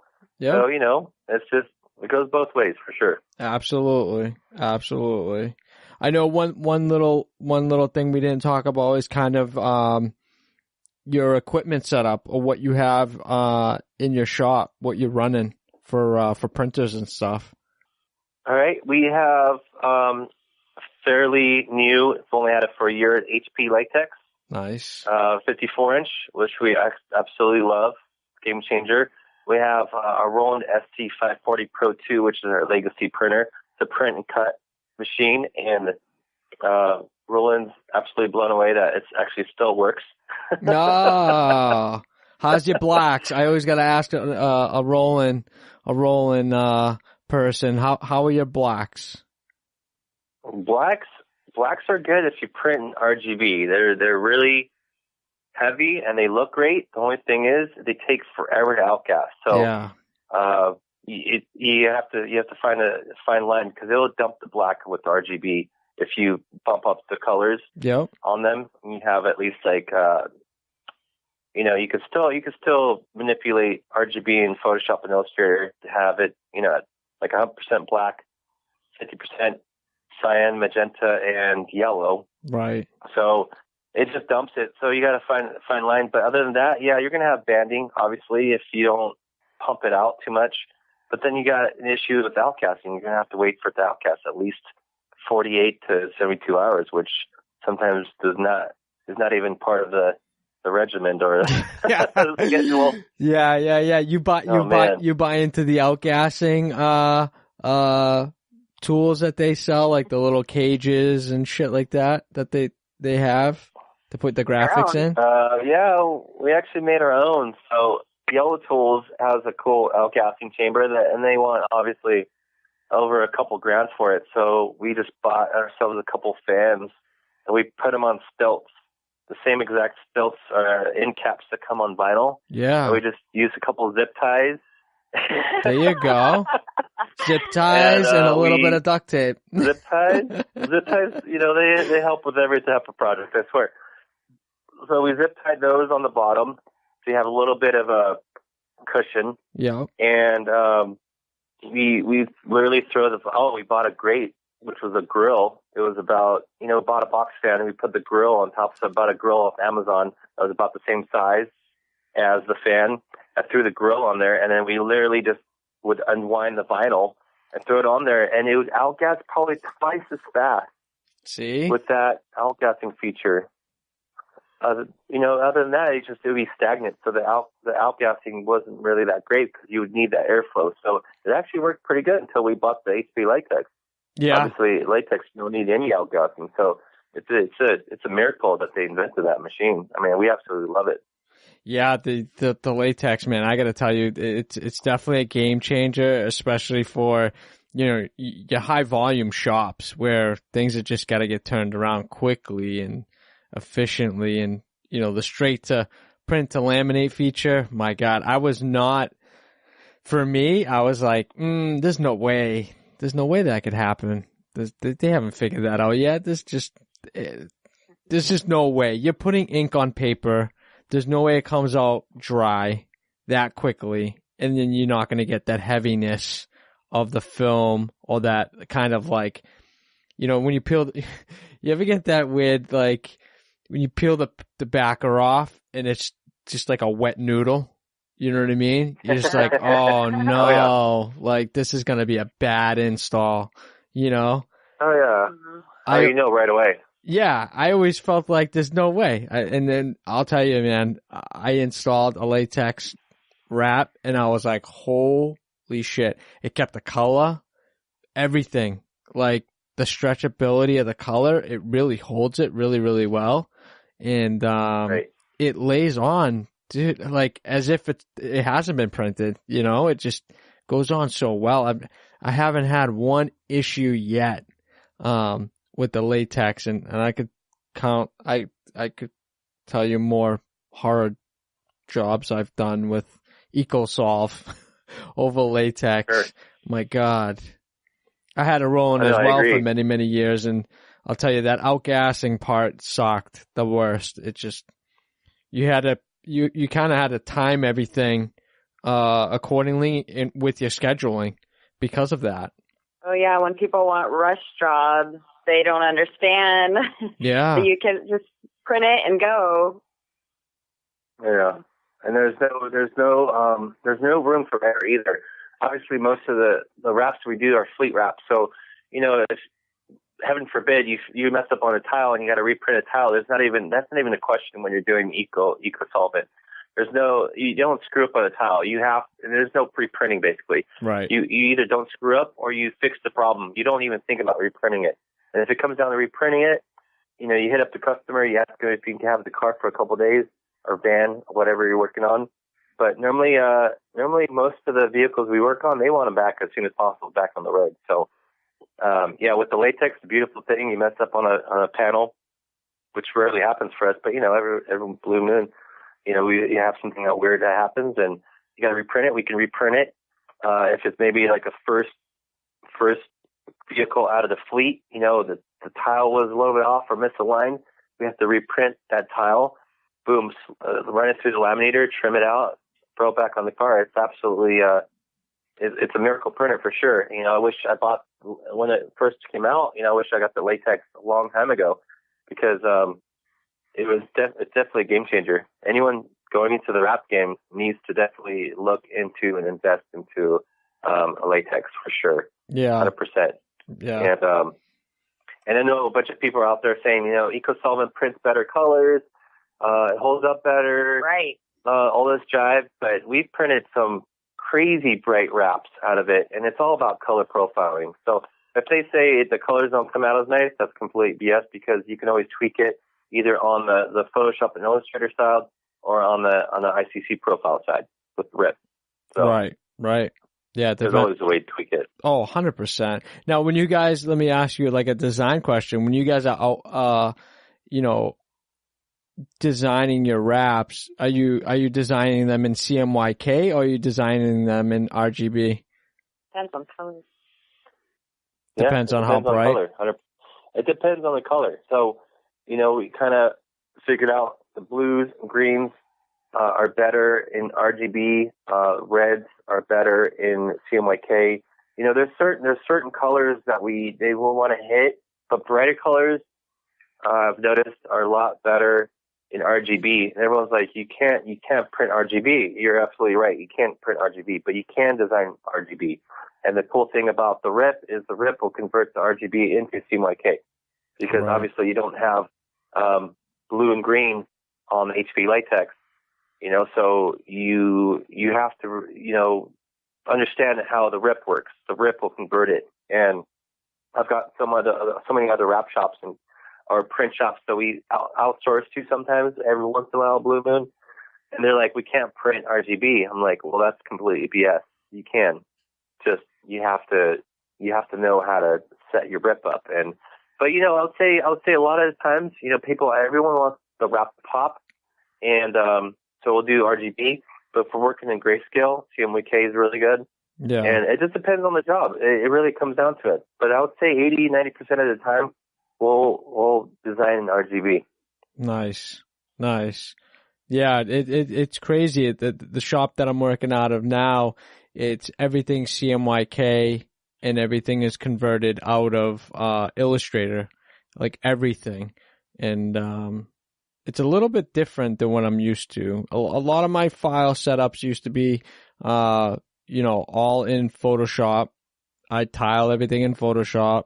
And I kind of get it now why my RIP software would get kind of, gummed down a little bit because of the file sizes.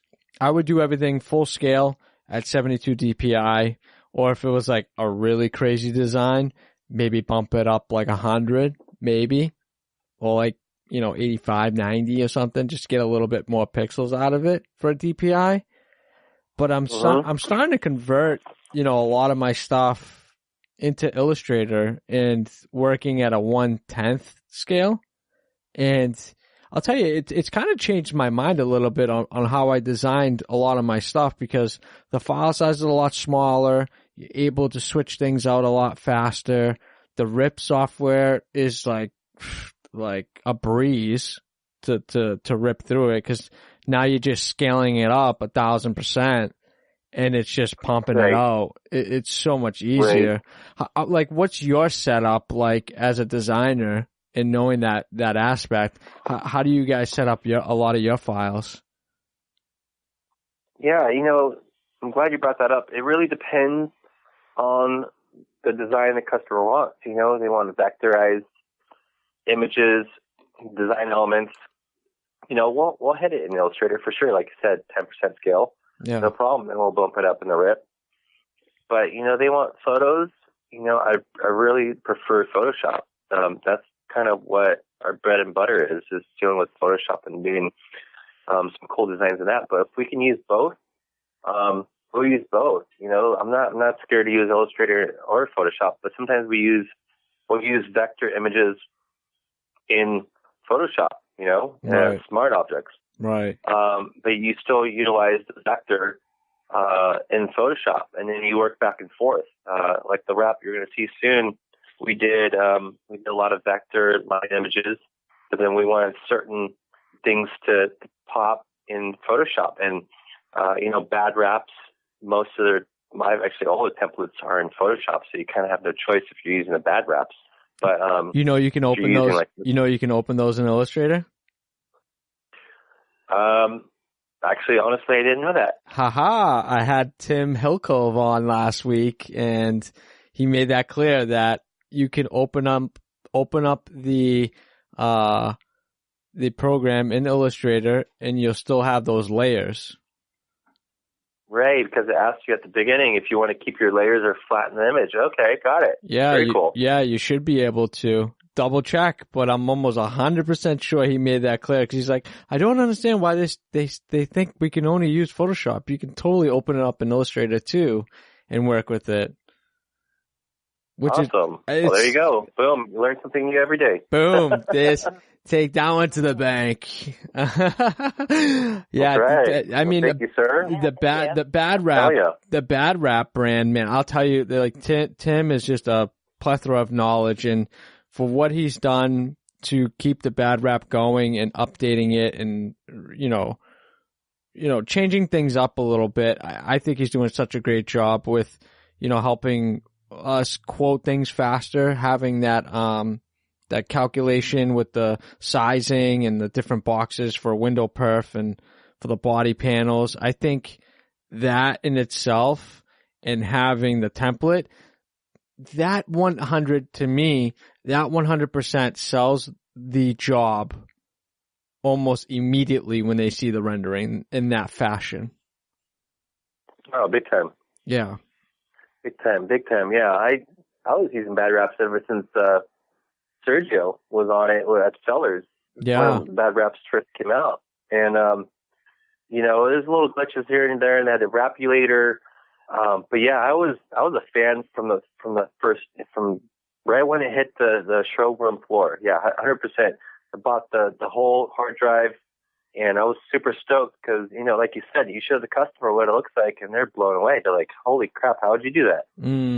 Yeah, you're absolutely right. When you're first starting out, and you want to get business, and you're a designer, you start designing on the bad wraps. It's going to save you so much time and money, and it will definitely win you business, 100%. How about the virtual reality? Ooh. The new one that Bruno just came out with, right? Bruno? Man, the virtual reality, that was pretty cool. That was at the Pain is Dead Raps party. Yes. That was pretty neat. Yeah, we went to that meeting. That was awesome. Yeah, I believe Keelan and Madison signed us up for that. We went in there, and that was pretty neat. Let me find out the name of it really quick. It's like XIX. XIX3. You got it, XIX3D. Yeah. That thing is that's going to be another game changer, and our main graphic design Madison's a little nervous about it because she thinks she's going to get replaced. That's funny. The damn robots got this one too. Yeah. I know, right? And I told her, don't worry, someone still has to click the button. Yeah. Someone still has to click it. There still needs a human behind it. So, I told her it's just going to be another tool. Someone's got to turn it on. Someone's got to turn it on. Someone's got to tell it what to do. Yeah. And it's kind of cool, you know. It's definitely a cool thing. And they even said they'll tile the wrap actual design for you, which I don't know. I don't feel comfortable with that because, you know, it depends on the wrap installer too, and like how the wrap installer likes to install graphics. You know, if they want vertical panels, if they want horizontal panels, you know, there's so many different variables. So I'm not sure how that's going to work out. But, you know, I like where they're going though. I like how you could show the customer what the wrap's going to look like on the beach in the sun, or how it looks like in the rain at a gas station. Wow. I mean, it's kind of cool. You have lots of options. So, yeah, man, you're right. This whole wrap industry is just growing exponentially every year. It's ridiculous, and we absolutely love it. Yeah, it's just making your mark and standing out from the crowd. That's just the name of the game. And you know, we've got so many tools and new things coming out. I almost think every few months there's something else out there. And you know, you have to roll with the punches, because you get left in the dust if you just don't go with it. And you know, with technology, you know, even the bad wraps, it's just people are still stuck on their vehicle outline templates online, where it's just line drawings. It's great, don't get me wrong, but for the price you're spending on those, it's the same thing for the bad wrap, and you're gonna be able to sell the product so much better. And you know, I can't say enough. I mean, even before the bad wrap even came out, I was doing the same shit. I was taking pictures of the car, putting it in Photoshop. I take measurements of the doors up and down, left and right. I'd size it up in Photoshop, you know, make that my template, and I would crop it out. I would take my time, but, you know, it would take me forever, but I would take my time, crop it out, and then, you know, put it on the very top, lock it, multiply it so it was transparent, put my design, and had a cut file so I can knock it out so it could be like where it was on the car or the truck, have the windows cut out all nice. And I'll tell you, man, it just, now with that, it's just phenomenal. I can't. Yeah. If there's any tools that I would recommend, if you're just getting in, like you said, and you want to sell that job, invest in the bad wrap, you know, because that's gonna make you money. That's a great investment, you know. Do you guys still make a lot of your templates by hand too, when you guys get like food trucks or weird box trucks? Oh yeah, 100%. We want to make sure the customer comes in, like you said. We'll just make a template. Mm-hmm. Yeah, exactly. Because you know, most box trucks are custom. And then the classic cars. Oh yeah, classic cars. We've been doing a lot of classic cars lately, and those, you're not going to get a template for that. And some of them are completely just bubbles. They're just completely rounded, like this vagabond that we did. Nothing was flat, and you have to figure it out. I mean, there's no other way. And for it to look seamless, especially on the classic car, you want to make sure a classic car is seamless. You don't want any seams on that. So you have to template it. Sometimes you have to wrap it first and then unwrap it, make a template out of that, and scan it. And, oh man, it's a headache. But you know what? When it's done, and a painter or a pinstripper or another hot rod guy looks at it and he thinks it's paint because we threw on some metallic candy lamination on top of it, I mean, they just freak out when they look up closer, like, oh wow, that's a print, that's a wrap. So, you know, to me, that's like the best compliment in the world, especially from another hot rod guy or a pinstripe guy. Yeah, you know what I mean? Absolutely. Like the Sailor Jerry Impala that we did. Yeah. Not sure if you've got a chance to look at that. We ended up getting, I can brag a little bit, can I? I was super excited about this one. You getting permission? Oh man, thank you. I don't know. I'm trying to. I don't know, man. It's just. I absolutely love that one. That was one of my favorites of all time. We got first place and Best of Show, which to me, I was totally blown away against all these other amazing raps that were out there. Like Absolute Perfection. They submitted all these amazing raps, and we ended up getting Best of Show for that one. But that one took over, alone just graphic design is 40-something hours easy, not even including the template, the surveying, getting it ready for print, and then reprinting certain things so all the pinstriping just lined up perfect. So, it's the labor of love. And like you said, you sometimes have to do the custom, but, if it's a regular car, for sure, 100%, like I said, bad wraps is where I would invest if I was a designer. Don't even mess around, save you. Because, honestly, what is it, like $30 a template now, I think? Yeah, like $33. Even still, think about it. Put that into your fucking cost of designing. Shit. Who's right. Don't let it come out of your pocket. That's just one more template that you can have for the next person that's going to be free, and you're still going to charge them $33 for it. You know what I mean? Heck yeah. Oh yeah. For sure.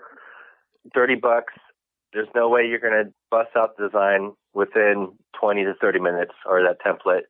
There's no possibility. You're not saving any money. So yeah, just do yourself a favor and just get the bad wraps subscription. And if not, if you're starting out, just buy as you go. You're going to save a bunch of money and a headache in the long run, because those bad wrap templates, they're pretty accurate. I don't think I've ran into one that's off like more than maybe half an inch. Yeah. So they really take the time to measure out every little square foot of that wrap for sure. Yeah, and that's pretty average. They say, it's within a half an inch to an inch, which honestly isn't that bad, because you really shouldn't be having text close to the edges and shit like that. If you're designing stuff and you're doing that, more power to you. But you should be staying away from those close edges. And, and if you want to get precise, just double check the measurement. I do personally anyways. I always survey the truck no matter what, just peace of mind. Because once you have that template set up, it's just getting it prepped that first time. Your next job with that same exact truck, you're never going to have an issue. You'll know exactly where you need to be, where everything's going to hit exactly on the next print, Oh, hell yeah. You're absolutely right. I think. Yeah, you don't want any surprises. Oh, my when you get the car God. and you're like, oh, man. So your car is chipping and the paint's peeling, and I thought the paint job was perfect, kind of thing. They're sometimes the client's viewpoint of what a perfect paint job is compared to what your viewpoint is, it could be completely different. And we've ran into a couple of those. So we always want to see at least photos of every side. Yes. If not, if they're local, and if we can survey prior, we'll tell them to come in. And it's always nice to, especially for a first-time client, if they can come in and we could sit down with them and chat for a minute or two and survey. And if it's the first time doing the car, take measurements and take photos anyways, even if we have a template, it's always nice, especially with all these Sprinter vans. And there's so many different options nowadays, and no one knows what a high roof is. Yeah. There's like 4 different high roofs. Oh, they tell you a Transit, and then they say a Transit Connect, and they're like, yeah, I got a Transit Connect, and then they show up with a high roof, biggest wheelbase. It's like, what? I thought you had the little one. They're like, no, it's this one. Well, thank God I didn't print anything yet. Oh my God, right? Oh man. We're doing a bunch of LA Food Bank van graphics, and same thing. They got a bunch of sprinters, and they don't know the difference between extended and then the extra long and then the super extra long, and yeah. And my installer sends me a photo, and it's off by like 30 inches because it was the super duper extra long, and they just said it was the extended. They even sent us a photo, but then by the time we got there, they shot us another van. So it was like, they don't even know. They didn't know the difference. So yeah, we love our customers, and we try to trust them. Man, But, you gotta. Shame on Ford for fucking doing that to us. You know what I mean? Fucking assholes. Jesus Christ. Give us one vehicle with 30 fucking options. Jesus. Yeah. High roof, short roof, no roof. Fucking 5 different fucking wheelbases. Jesus Christ. Like, you couldn't have made our life any fucking worse. Oh yeah, awesome. Hats off to Ford. You know what? You know who did it? You know who did it right was fucking Mercedes. They gave you 2 wheelbases and 3 different heights. Simple. Done. Boom. There you go. Done. Fucking Ford gave you 3 wheelbases, small, medium, large. Fucking 3 different heights. Just oh my god. It drives me nuts. Right? It drives me nuts. That's another topic I could probably rant about. It's all good. You would just tell the customer to come in. Yes, it's going to take time out of your day, but it will save you time and money in the long run. And send us photos. Just send us photos. Whatever it is, just send us photos because we have to check it out. At least sometimes it's really hard for them to send us photos, but come on. Oh my god! Okay. Until you send us photos. Let me tell you something on a fucking photo. I asked for a client. Here's my rant for the episode. I asked a client to give me a side view of their truck. Like, hey, just send me a picture. I just want to see what it looks like. God almighty. He gave me like the 2 doors and half of the bed. Like, dude, what the fuck? You couldn't walk like 2 more steps back so I could have like the whole thing? Now I almost have to spell it out. Give me a photo of taillight to headlight. You know what I mean? Like, right.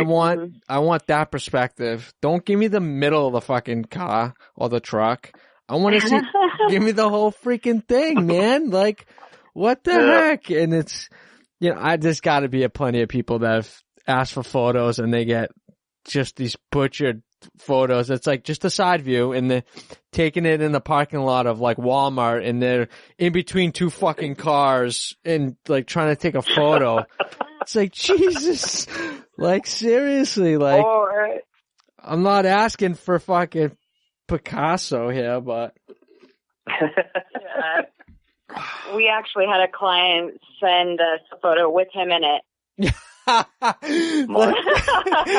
modeling. Oh my god! He was modeling for the photos. Like, send me a photo of your car. Do a direct, straight shot, like you said, bumper to bumper. And he sends me. He's like, I don't know. Do you want my Apple phone photo or do you want my brand new kick-ass 4K camera photo? And it was a picture of him modeling. Like he's got the Zoolander blue steel.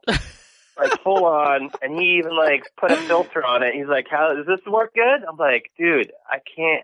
I'm not gonna Photoshop you out. I'm gonna stamp you out." Yeah. And it was at an angle too. It wasn't even a straight on photo. I'm like, "Dude, are you serious right now?" And he knew it too.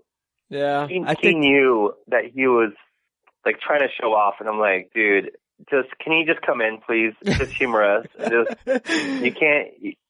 You can't do it. It just, even if you spell it out, it's black and white. I sent him an example of like a bad raps template. Yeah. And said, this is how I want the photos. This is exactly how I want the photos. And you still didn't get it. It was a custom car. It was a custom SUV. And he was bragging about how custom it was. I was like, cool, so we got to kind of make a custom template because it's not out there yet. It was lifted. It's got all these extras on it. And I was like, cool, we'll just make a template. And show them some examples before we move into actual design, just like preliminary kind of thing. And it didn't happen. It was too difficult. So, yeah. Oh my God. It's like they're taking selfies with the thing and sending them to you. It's like, dude, no, that's not what I want. That's basically what it was. He set up the tripod and everything, dude. I mean, it was perfect. It was sweet light. I mean, he knew exactly what he was how to do it. I'm going to send you photos, dude. It's going to make your day. Oh shit, that's awesome. When you have a client, are we trying to wrap the car, or are we trying to wrap you? Yeah, I know, right? Crop them we out. don't do human wraps here. We can wrap everything, but not humans. We can't do that yet. I'd be a dick and crop them out and put them in the car and like Right? put some shit in there to kind of like make it pretty funny and send it back to them. Be like, is this what you wanted? Oh my God. Oh man. Yep. You gotta love our clients. Yep, for sure. Definitely. Oh my God. Oh my God. I could go on for a while on this topic. I've got a lot of great stories of just like nightmare stuff, you know, asking clients for files and, you know, you explain to them, you know, I need a vector file, your logo, and they're sending you PNGs, they're sending you JPEGs. This should work, right? Yep, no problem. Or my designer, I'll get my designer to send it to you, and you get a PDF, and you're like, okay, maybe, but maybe not. you open it up, and it's a fucking flattened fucking image, and it's like, I can't. Oh, yeah. This is like a JPEG with the PDF ending on it. Thanks. Oh yeah. No. Oh yeah, we can vectorize it. No problem. We'll vectorize it for you. And yeah, they take the worst logo, blurry logo from Google. Maybe even an inch. Oh yeah. It's an inch. Nothing DPI. And they throw it into Illustrator and save it as an EPS. They're like, yeah, it's vectorized. Yeah. Yep. Oh man. Well, they use the auto trace. Oh sure. The quick trace. Oh yeah, man. Oh my God. Oh, yeah. Classic. So what's your favorite part of wraps as far as, you know, design and print installation? What really kicks it off for you? Dude, honestly, it's the selling part of it. I think I enjoy the most. I love talking to people. I love the educational part of it. I love explaining what it is because I get really into it. I think that's the part I enjoy the most. I think for me, if you had asked me this maybe 3 years ago, I'd probably say the installation part because I like the hands-on. But I think I've found my passion or niche, which would be, you know, talking to clients about it. Because I think that helped sell a lot of jobs for me because I didn't come off more sales pitchy. You know what I mean? I came off like a normal human being, and I think people I think people respect that more than coming off and giving people what they may not need or always adding on to it. And I think I would listen to the client. I would give them their needs and give them options. And I think the constant kind of, you know, communication and not only that, but, you know, when you have a big shop, you know, you usually have a lot of people that you have a front desk person that usually handles your phone calls, et cetera, et cetera. With me, anytime you called my shop, I was always the one to answer. So no matter what, I could service the call or deal with the phone call right away. And I think a lot of my clients like that about me. And I think I think I was able to build a better relationship with my clients. Almost not business-like. I think after I did one job for them, they almost became like friends or family. And, you know, they would send texts during Christmas and say, you know, Merry Christmas to you and your family. Like, you don't usually get that from a lot of your clients. Usually they're just like, yeah, I'll see you on the next one. And I think that rapport and that one-on-one and that kind of just human interaction and just, like I said, like not being that salesperson, like coming off real pushy or real demanding. I think I'm very, very, very, very good at that. And I wasn't at first. I'll tell you, like very skittish about walking into somewhere I'm not, you know, not used to be, you know, being in and explaining to somebody, you know, what I'm smelling, you know, what I'm selling here. not smelling. Jesus Christ. But well, yeah. you can smell it too. Yeah, I guess you could. You know, I sure love the smell of vinyl. those fucking inks get into your stream. You know, they kind of make you a little loopy once in a while. But yeah. but I think now I feel a lot more comfortable talking. Even, and you know what, doing the podcast is helped me as far as communication and explaining and listening. I think that's I think that's part of what we do. And I think that not a lot of people do that, is listen to their client and what their needs are.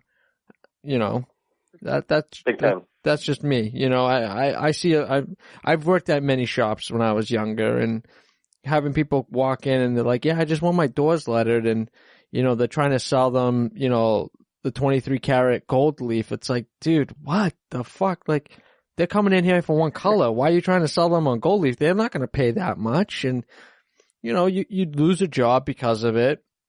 Or that person would be like, damn, I can't come here. They're so demanding. And every time I walk in there, I got to spend like $1,000. And it's not about the money. I you know, as weird as that might sound, I think it's more about, you know, giving the client what they want, but being respectful of what they want. You know what I mean? Yeah. That's, 100%. That's just me. Creating their dream. Yeah, man, making dreams come true. Making dreams come true. That's what it was. One wrap at a time. Oh, hell yeah. That's right, buddy. Yeah, you made a good point there for sure. You know, everything evolves. You evolve as a rapper or a designer or a printer. You know, at first, you know, for me, I love designing, and then I love printing, and now I love installing. So maybe, you know, it's going to be selling for me, but same thing, you know, I have to talk to customers, and the reason probably why you're such a good seller is now is because you got your hands dirty in every field. So you know how to design, you know how to print, you know how to install. So for you to do a sale, it's easy and it's fluid because you've been there, done that. So any question or any hurdle they throw at you, you can overcome it and jump over it and be like, yeah, man, this is how you do it. And this is what we can do, or this is what we can't do. So, you know, you're the professional now, and you tell them exactly how to do it. And, you know, there's certain things we can do and there's certain things we can't do. But back in the day, I'm sure there's a million things that you said you can do. Right. But you didn't really do it. Oh, fuck. Yeah, we could do that. No problem. And then you're walking away and you got that fucking stank face on like, holy shit, how am I going to pull that off? You know? What did we just get ourselves into? Right. Oh, yeah, man. Right. But you know what? You learn by fire, and that's the only way you get it done. At the end of the day, it's that's just absolutely right. You roll with the punches. Yep. And there's nothing better than your client being happy in the end. Oh yeah. Oh yeah. Getting that smile, getting that reaction out of them when they first see it. I think that will never get old. Especially when they expect it to not even be as good as it is. Yes. And then they're just wowed. Yep. Oh yeah, big time. I agree with you on that. Yeah, we did the third project that we did at SEMA, which wasn't really at SEMA, it was just during SEMA, but he drove it down there for SEMA. It was at the Hard Rock Hotel. And, you know, he was really difficult at first. First, he wanted camo to, he wanted this crazy, like, cubism American flag with a bold eagle on the front of the hood, ripping through his carbon fiber. It was a Z01 Camaro, 1,000 horsepower with a Whipple supercharger. I mean, it was a badass ride. But he wanted, I think, too much, and then he wanted something abstract that he found on eBay as far as design goes. So we made a custom design to kind of go with that whole flow. But he didn't think it was good either. And then guess what? He went back to camo. And he went back to grayscale camo. But then we ended up, what was really cool is he gave us creative freedom for adding some red gloss accents on top of the satin camo grayscale wrap. And then he ended up powder coating the rims red. So when he saw it, he was totally floored. And it was just the best feeling because when he gave me that creative freedom, or us that creative freedom, it was awesome because our whole team came together and were able to add these red accents all over the ride, and we could do whatever we want. You know, some things worked out, some things didn't, but when he saw it, he was totally blown away, and that was the best feeling, because you could tell he wanted to be in control, but at the same time, he wanted to give us the creative freedom for the rap. And he trusted us, and he said, I know you're going to do a good job. You know, I was referred by someone, and I know you guys do great work. So, and for him to drop the ball and let us take over, it was a cool thing. So I was super stoked on how that came out, and to see it the Hard Rock in the back where the VIP valet parking is, and to have I guess other rap shops for critiquing it and trying to see if they found any lifted edges, and and it was funny. The bell desk guy, the valet, and the bell desk guy, he used to, I guess, work at a tin shop, and he was saying, no. He was so funny. He was like, no, you're not going to see any of that. That rap's pretty top notch. And this was before we even met the guy. So it was such a cool feeling, all that hard work. And this was literally down to the wire on this one. So, you know, you have all that stress and anxiety and the pressure, but you know, like you said, pressure makes diamonds. Yeah. And, you know, when you have that fire, it definitely pushes you, and it makes you, if you're in it to win it, you're gonna perform well, even if it's under all that pressure. So, yeah, man, that's how it works out. Honestly, if you can't deal with the pressure, then you're not gonna make it in this rap game. There's no possible way, because that's all it is. It's uncomfortable, anxiety and pressure and stress and. Yeah, this is what you have to look forward to to be a rapper. Anxiety, stress, long nights. Lots of Red Bull and trance music. Yeah. Oh, shit.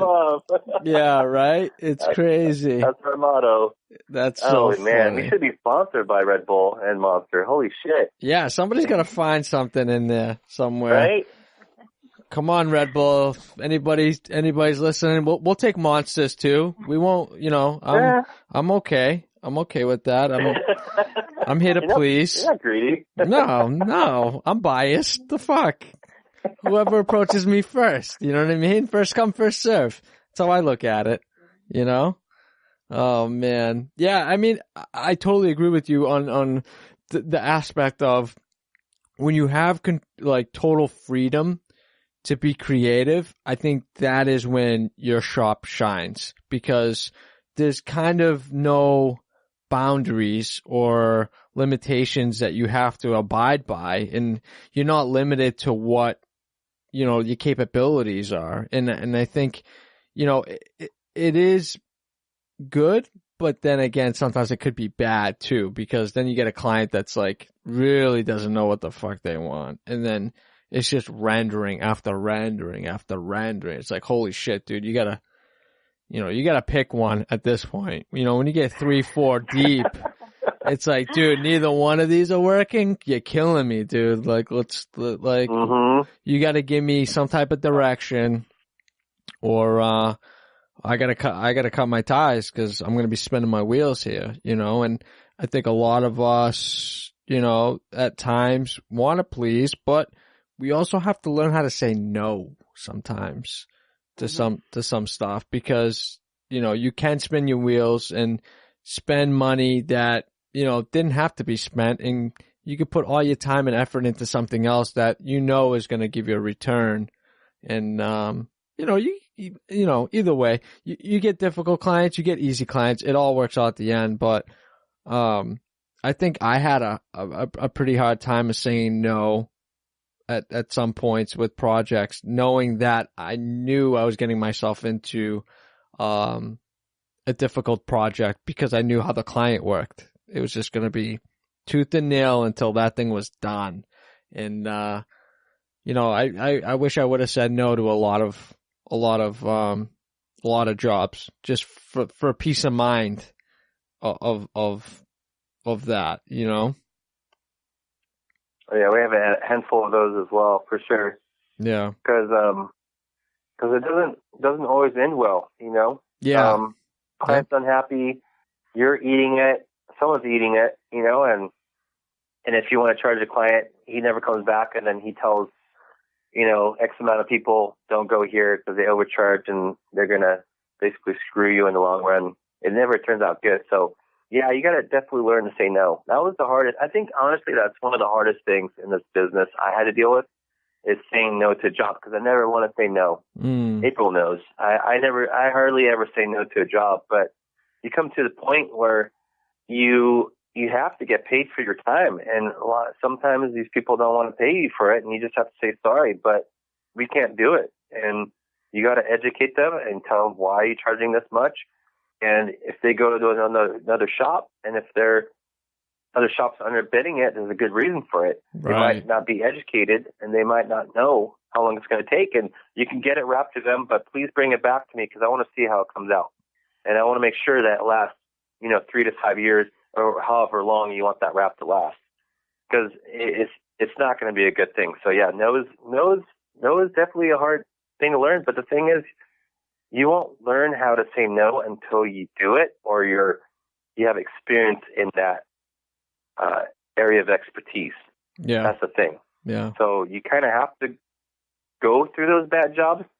Yeah. As bad as that sucks to say, you absolutely have to go through those nightmares before you learn. Right. You learn how to say no. Right. Yeah. So that's the difference between a good shop, experienced professional good shop, and a bad shop. Or a successful shop, I should say, not good and bad. It's just successful and professional is you have to get through those hurdles, and if you fail, you just got to get back up, and you got to keep on running. You got to keep on jiving. You got to keep on going. No matter how bad the last wrap was, hopefully it's never bad, but, just not up to your, standards. Just make the next one better, or just strive to keep getting better and just learn and keep listening to All Wrap podcast and, keep bettering yourself and learning and feeding off other rappers, other installers, other wrap shops, and your partner or employees. Yeah, man, it's all about learning and striving to be better. I mean, it's just amazing how much you can learn from other rappers, other competitors, and people like yourself. So, yeah, we're pretty lucky to be in this field, especially since it's kind of the pinnacle. I mean, we're just taking off, I think, now. With YOLO tools, Geek Wraps, all these other tools, and all these other people creating, all these other design tools. I mean, it's pretty cool. It's really, really cool. I was just talking to other rappers I deal with, Anthony, and then also April, about how lucky new rappers that are getting to the business are right now.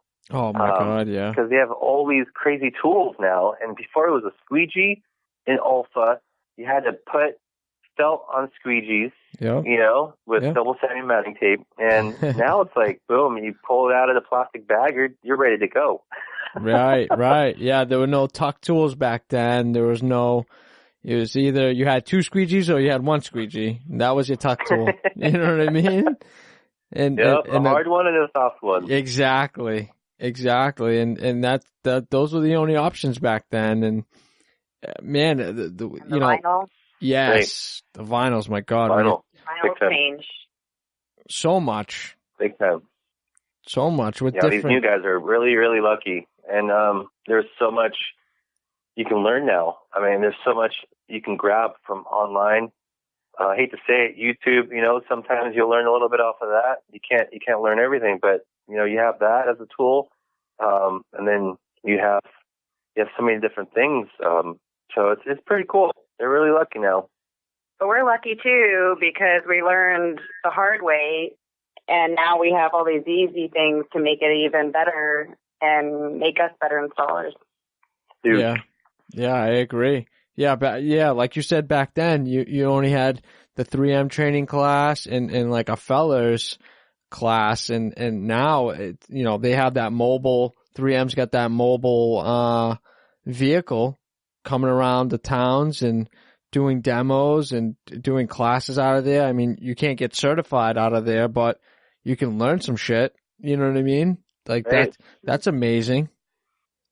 Right. Yeah. Actually, Kaylin, our project manager, just took the class there. with Adam Sumner from Rapix, and also Mike Zick from Zeke Installs. They're both there with the other 3M crew. Yeah, exactly. It was so cool that she was able to attend that and get her hands dirty with and getting some installation training involved from other people other than us.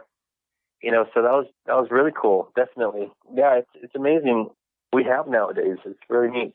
Yeah. Really cool. Really spoiled. I think we just made that cutoff as far as like we're not that old yet. You know what I mean? Like we've seen the evolution of technology help us grow, in certain ways, and in the technology and in the vinyl industry and in the rap industry and where everything's going. I think we're at that sweet spot, where even though the new bees will be coming out and, giving us a run for our money, but you know what? At the end of the day, we have that experience and those years underneath our belt as well. So we're able to adapt a lot easier, because we understand it a little bit more just because of all those years, you know what I mean? But yeah, I totally agree with you with the newbies coming up and the ease of opening up a rap shop and getting right into it, and also too the different avenues you can take. You've got Christina Scappel, Glarb, being in their own individual lanes as designers, as well as like Moody or Remix being just installers for other people, or you've got the brick and mortars like yourself that have the full service shop all underneath one roof, Right. You're absolutely right. Yeah, because back in the day there was no independent contractors just for designing rap. Right. Right. And then it's there's a little bit of a handful of installers now, but they're kind of wishy-washy. I think they kind of took it for granted for how long they're installing for. I think they're slipping a little bit. But now you have all this, independent. They're traveling all over the world installing, and yeah, it's really neat. It's super cool. They're able to just find a niche within our industry now, and just rock out on it. Yeah, definitely.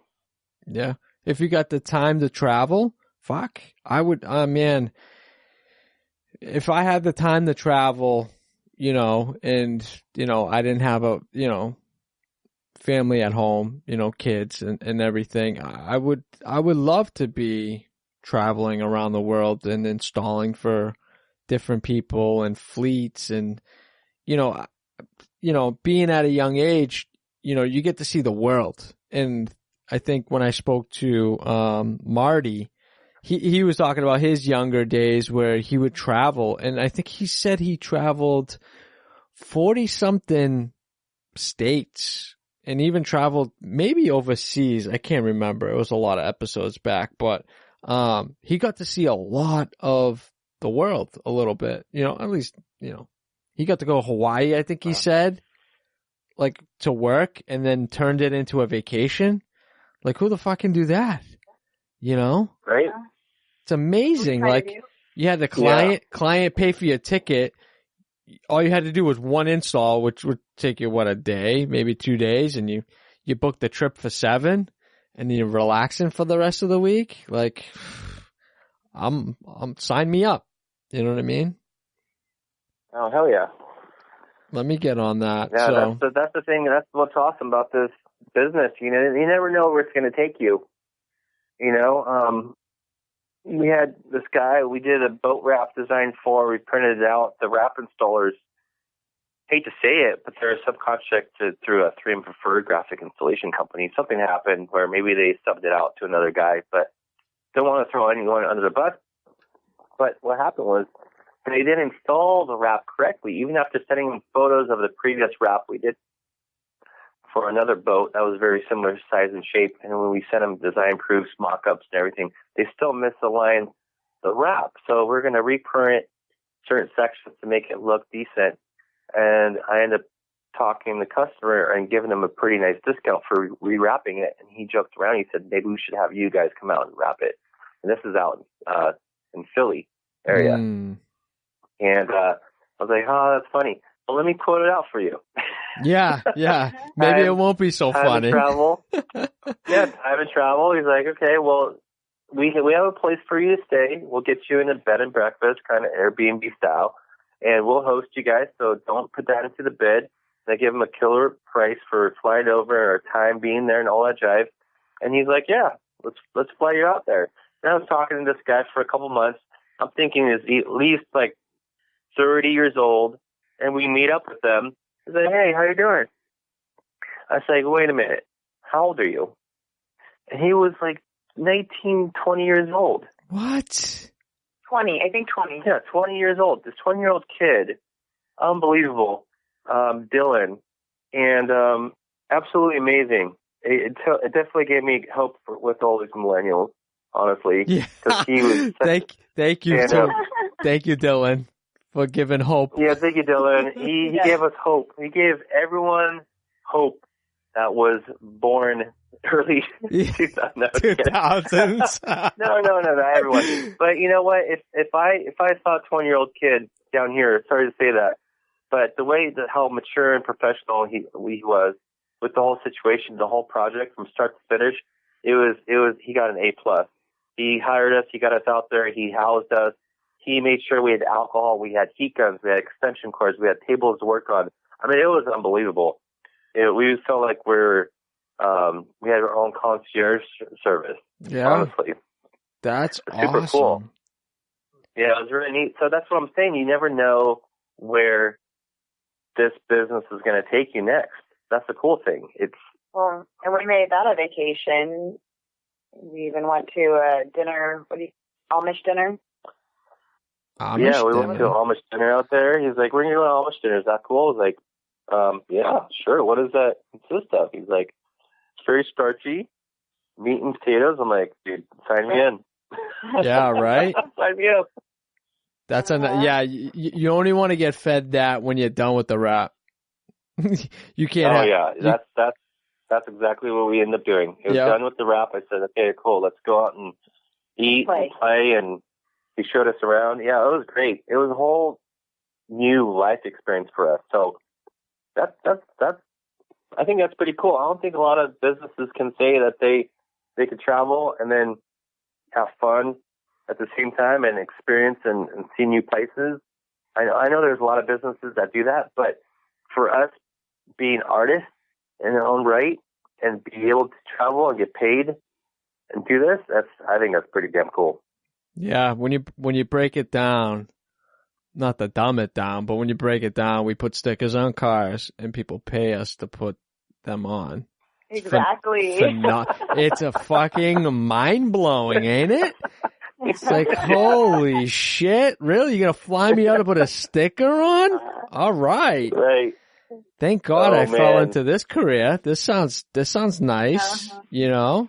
Uh-huh. And not to dumb it down, but... Oh, man. That's funny you brought that up. That was actually kind of my motto recently. I'm like, hey, guys, look at this. We're getting paid. Trip on this. We're getting paid to put stickers on a car. I mean, that to me is just unreal. And I look back to when I was a junior lifeguard. I used to swim competitively, to go back a little bit. Wow. Sorry to change subject. But I was swim competitively, and then on the summertime, my parents threw me junior lifeguarding over in Santa Ana by El Monte. It was at Santa Fe Dam. And the cool thing is one of the lifeguards I was training us, he was buddies with a guy from Frog's surf shop over in Newport Beach. Mm-hmm. And he would get a grip of stickers, surf stickers, like sex wax stickers, and these were like super fluorescent, bright colors.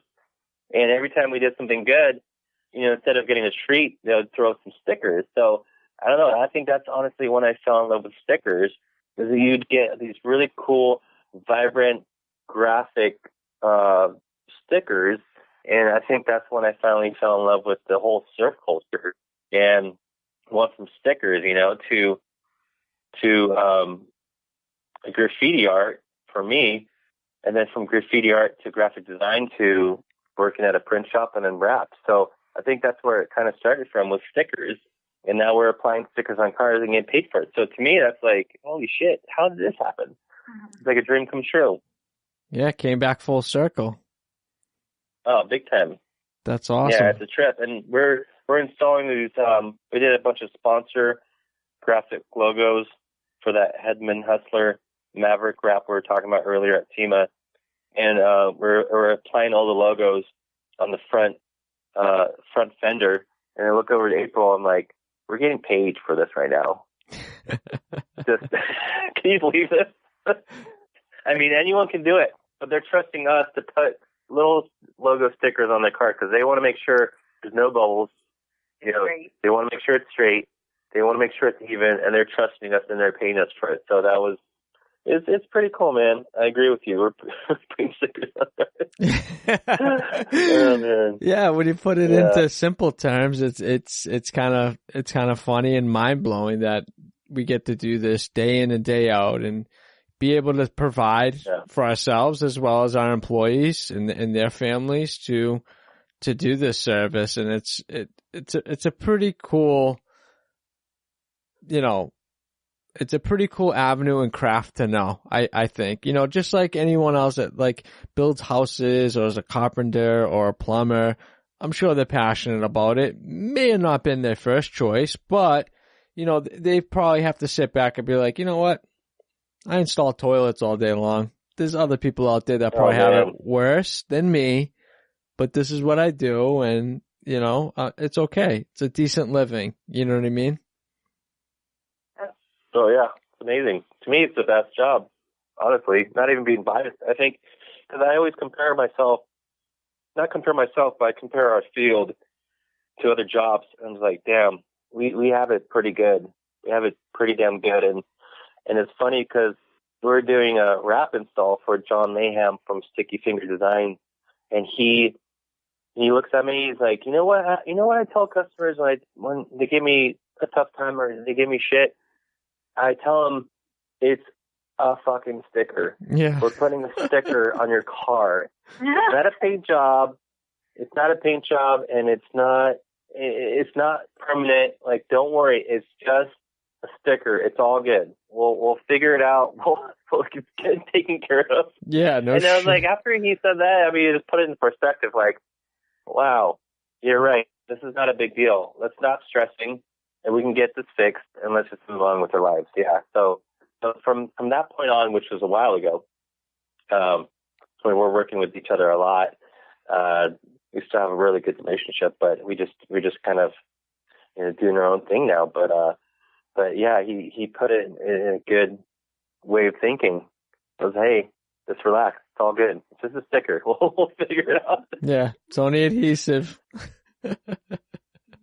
That's man. That's so funny. And it's pretty cool too. When I was walking through the SEMA showroom floors, and every other car has a wrap on it, or every other car at least has a logo or a sticker. You got all the sponsorship logos. We have our footprint almost in every single project at SEMA, if you think about it. Yeah.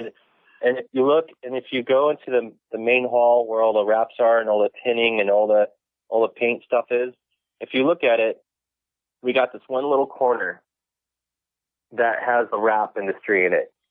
But if you look all around you, we have our, like I said, our footprint in every single project and every single wrap pretty much. I mean, down to it, if it includes like trade show booths, that are wrapped, right, or like the windows that are wrapped at SEMA. I mean, we pretty much own the show. If it wasn't for us, the show wouldn't even be where it's at, honestly. So we're pretty damn lucky that we have such a huge impact on SEMA, which is the leading car show in the world. If it wasn't, but at the same time, going back to it, we're not that big yet. Like, we don't have our own hall. We just have maybe like little tiny, like eighth of the actual one of the halls for the actual shows. But we actually have the whole SEMA show to prove that we're in it to win it. Right. With all the projects and all the work that we've been into. So I'm just speaking for a whole graphic and wrap industry, but yeah, it's pretty awesome. Yeah, I mean, we pay homage to a lot of the hand painters that paved the way to be to where we are now, and going from hand painting to digital, you know what I mean, and all that good stuff. And yeah, you are right. These sponsorship stickers have to go somewhere, and at the end of the day, it's an adhesive sticker, and to have that on every single vehicle, that's kind of like, I didn't even think of that, to be quite honest with you, that every car probably has a sticker on it, even if from fucking factory, the goddamn thing has a sticker. You know what I mean? We've got a little DNA and everything. You know what I mean? So, Right. I can't wait to see what SEMA will be in 5 years. You know what I mean? If we get that big haul and, get a big piece of the pie in that and showcase what we can actually do, and that it can stand up to these, high-end paint jobs and be a part of that, Right.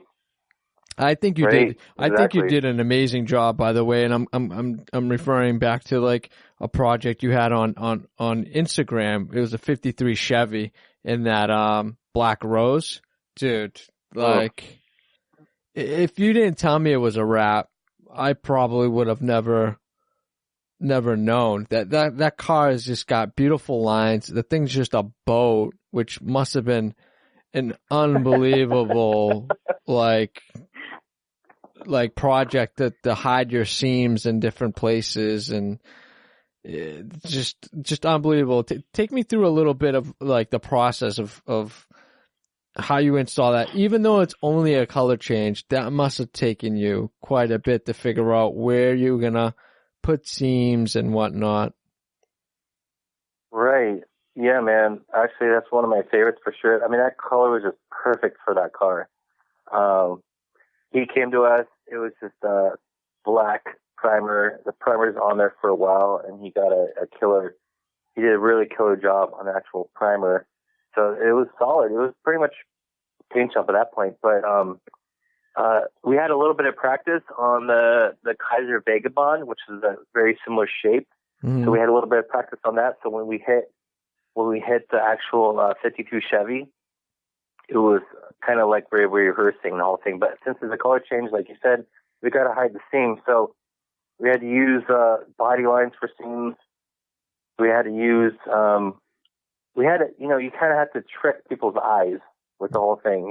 Anyone in the wrap industry knows that you have to use bevels to your advantage, and, certain parts like the back below the window, there's a little bit of a seam. That's the only one that's really recognizable, but everything else, was hidden really well. And Anthony Garcia, I got to give him a shout out from Wrap Tech Installs. He helped us out with that. And he's the one I talked about earlier that we've been working with each other for about 8 years. And he's a master. He's a magician with hiding things as well. So we feed off each other. I tell him, no, it's not going to work. He's like, hell yeah, it's going to work. And then same thing. I'm like, no, we're going to freaking do this hood in one piece. And he's like, there's no way we're going to stretch it that far and have it stay down without discoloring. I'm like, F it, let's do it. So we have the whole team. We have our front desk administrator on it, heating. We got a project manager on it. Like, we have the whole shop on it. That's awesome. And we'll just do it. And then we'll see it, after like a year, and it still looks like it was wrapped yesterday. So, it's definitely a challenge, and that's, I think, one thing that we love as a shop is we all push each other. If someone says, I don't think we could do it, the other person is like, hell yeah, we can do it. And it's difficult, man. It's difficult, but that's when we have to step in and kind of let the customer know we want the car stripped, or we have to strip the car. We have to have the headlights off. We have to have the bumper and grill off. There's certain things we can and cannot do. And, we loved how that came out. And to get compliments on it from other wrap installers, that just said it's flawless, to me, that's like the best thing, especially when going back to the whole process, when we have it done and it's wrapped and we have clients or neighbors come by and they're like, oh, sick car. What are you going to do to it? So we told them it's wrapped. It's done. They're like, no way, it's wrapped. I'm like, yeah, we're done. This is it. And so like, holy crap. Ta-da! So they don't even know. Don't even know. And then I kind of have to show the seams in the where we actually had to do it like below the headlights. There's only a couple spots that we had to actually seam and tile, but oh man, that was a fun one for sure. That's awesome. I think when scrolling, I mean, you've got some great work on there, and that I'm a real old school, by heart. I just love the 50s and 60s, vibe, the theme, the kind of that era. It's just something that I'm just super passionate about. I love that, guys used to wear suits, to go out, and, the little hat, the top hats, and like all that stuff. Like, I think that era was just so cool. And I think the car era, I think, was just unbelievable. I just love the body lines and how big the cars were back then. And they're all made out of metal and not plastic, where we can't put fucking magnets on it. Thanks, Ford, again, for that one. For the aluminum panels. Right? But I mean, yep. It's just, that really caught my eye scrolling through your Instagram. I was like, damn. And when I looked at it, I'm like, oh, maybe he's doing a cool rap. And then I was reading, I'm like, what? Black Rose? Really? That fucking thing? Like, that must have been unbelievable, like, to rap. Like, that's just, I love seeing old cars like that are wrapped, because it's like, a lot of the people that have those old cars are old timers. You know what I mean? That's their babies. Right. They work on it and on the side, and they take it out every Sunday with the wife. And, for them to come in and acknowledge that the wrap is just as good as paint, and they're not going to spend, $20,000 on a paint job, but they don't mind spending, $3, $4, $5,000 on a wrap job, and kind of get the same thing. And seeing older people come in for wraps is like mind blowing, because it's like, oh, my grandson told me about the sticker wrap thing, and you could change the color of my car. Like, it's just, it's really cool, because it's, I know a lot of people on the podcast have had, like, 70-year-olds come out and get their car wrapped, whether it's commercial or for personal. And it's just so cool. It's like we can have a little bit of everybody, enjoy, what we do. You know what I mean? Right. Exactly. That was really cool. Like you said, younger generation accepts wraps and is a little bit more educated with wraps. And then, the older, I wouldn't say all of them, don't realize what wraps are, or don't see the advantage of wraps. I don't think, it comes down to education and knowing what you can do, what you can't do. But all of them, it's just, you just have to be educated. And I think that younger generation kind of accepts it more, just because they know how far you can push it, and then how much of an advantage it is to wrap your car over getting a premium paint job. So, I have to give a shout out to Mackey's Hot Rods.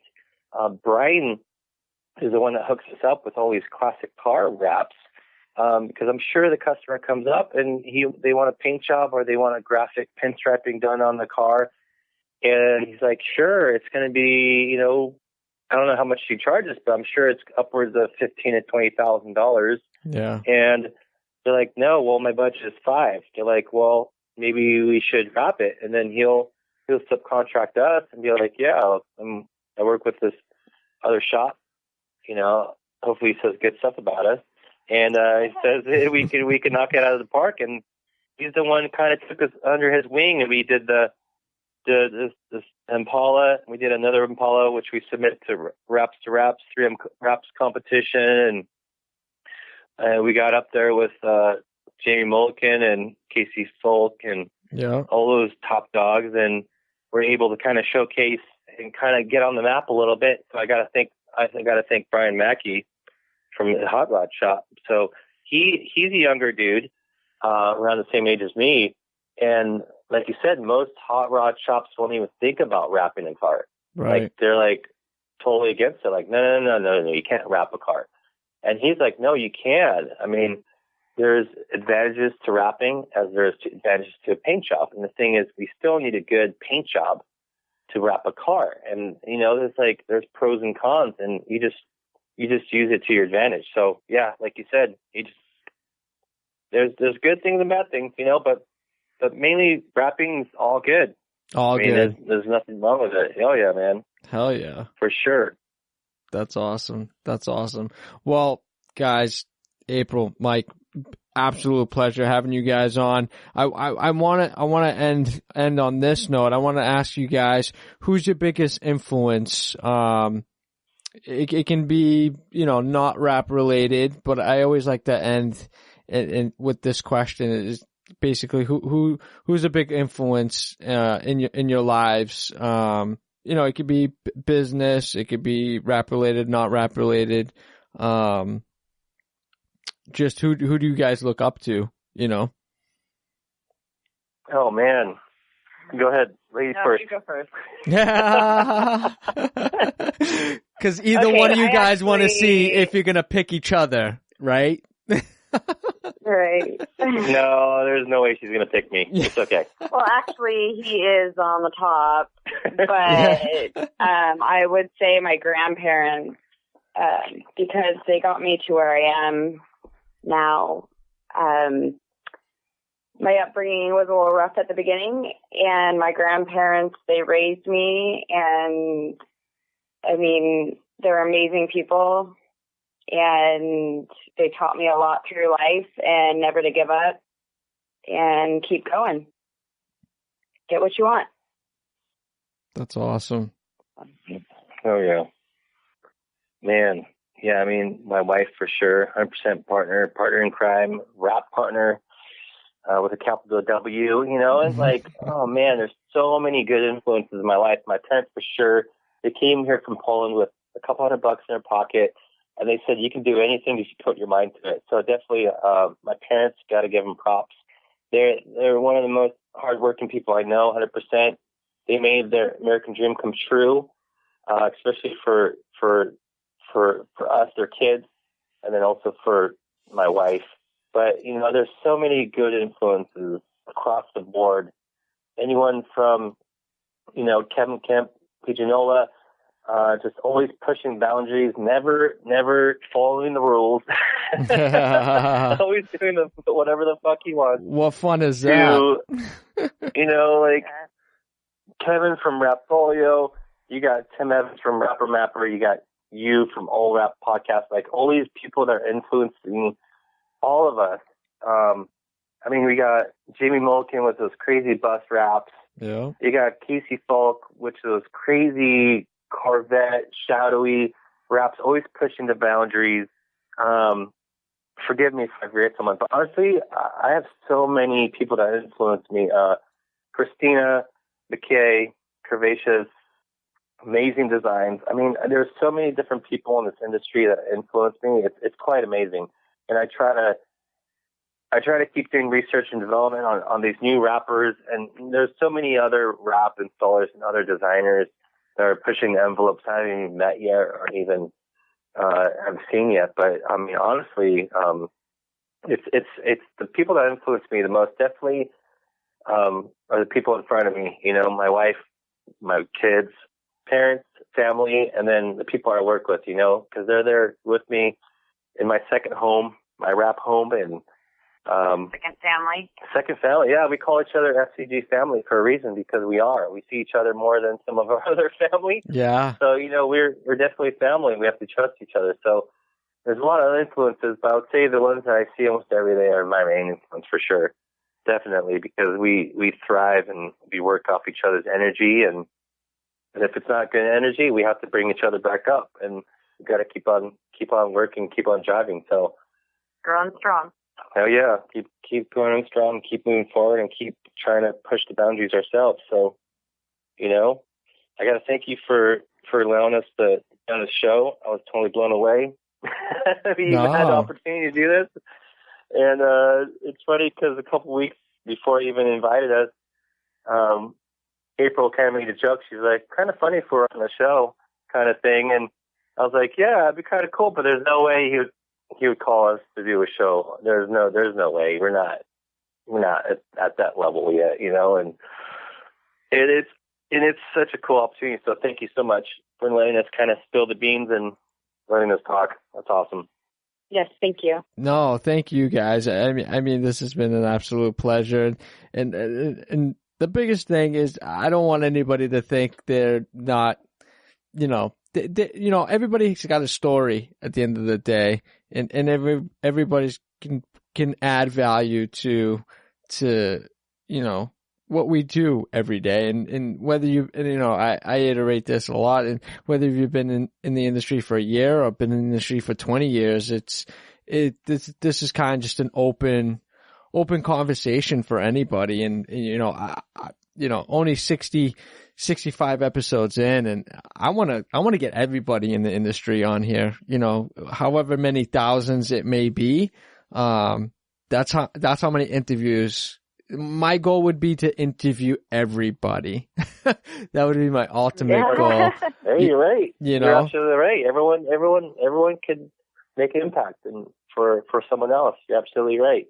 Yeah. And I think our conversation, even us talking earlier this afternoon, this evening, I told you, once you start talking, the time flies. We just hit 2.5 hours. And it's gone, and it's gone by pretty quickly. And it's always fun to talk shop and share the stories and hear the struggles, the goods and the bads, and, to put in the time and to have the listeners listen in and take a little bit from every episode is what I strive for in every episode, Yeah, man. It was a pleasure for sure. Yeah, time flies when you're having fun, and yeah, it's definitely been a fun time. So thank you so much again. Yeah, anytime. Is there anything you might want to bring up that we didn't talk about during our convo? Yeah, sure. I was just thinking, what do you think the industry is going from here? I mean, you got the crazy air egress like Arlen has with flight technology. I mean, what do you think the wrap funnel is going to go from here? What kind of technology do you think we're going to be able to get with, like, maybe stretch or without priming edges as much? Where do you think the vinyl is going to go from here? I mean, because it's pretty high tech at this point. What do you think is going to make our life easier in the future? I think, and this is, the last 30 seconds of you asking me this question, it just popped in my head, and I really haven't given it much thought because I try not to, because I think every couple months is always something new. But I think long run, future wise, I would love to see the industry where, almost like when you heat shrink a boat for winterizing, I would love to see something where we can start printing panels to that size of a vehicle and just almost heat shrink it right to the car, like in one shot. You know what I mean? Like almost like when you do those, you've seen those videos and they're using kind of, like vacuum seals in order to get the wrap to kind of go over these complex curves. I would love to see something where you could put a car into like some type of vacuum chamber and it just sucks the wrap right into it. You know what I mean? I think that would be freaking mind blowing, where you can take that like small, so you could take like that small concept of, taking the air out of it and it just sucking in and molding over that product or whatever it is that you're wrapping, and just putting that into a larger scale. That would blow my mind. Do. Right. Well, they do have the liquid. What is it called? Can't think of the name right now, but yeah, I was thinking about getting into myself. But liquid, the dip. Oh, the dip, yeah. Or even that other stuff, the hydro dipping too. You know what I mean? Yeah, you call it hydro dipping, right? The hydro dipping for sure. Yeah, I mean, you're limited on what you can do. Right. It's mainly textures and step and repeat patterns. But yeah, Cars 3 has a perfect thing. Lightning McQueen gets his new paint job, and it shows the heat shrink treatment with heat, the UV heat lamps. Yeah. And you get like wrapped. What you're talking about. Yeah, basically what you're talking about. Yeah, it happens in 5 seconds. Boom, you're done. Right. Right. Who knows? Who knows? Right. Exactly. Who knows? There's anybody figured it out. They're just not releasing it. Yeah. Could be. You could be absolutely right. It could be some type of new technology, and who knows? Maybe we'll be wrapping something on Mars or something one day. Who knows? Yep. Sky's the limit. Right on, buddy. Sky's the limit at this point, man. Hell yeah. That's great. Well, it's been an absolute pleasure talking to you guys. I think we talked about so many great topics, and I appreciate you guys opening up and sharing your stories with me and my listeners, and letting me walk through this journey that you guys, went through to get to where you guys are now, which is a great, successful wrap company and more for the industry. Well, thank you. I appreciate that. It means a lot. Thanks, man. Well, have a great night. Yeah, you too. And I want to leave them at see, it's getting late for me now, so my words are mumbling, and you guys threw me off when you were like, okay, bye. I like to let everybody know where they could find you on social media and websites if they're looking for more information about your company. Right on. Yeah, you can always just Google us, SurfCity Graphics.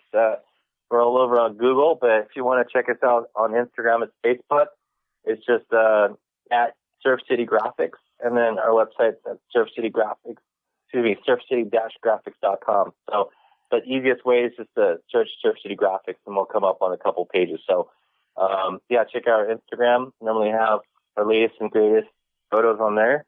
But yeah, man, thank you so much for a shout out. Appreciate it. Yeah, anytime.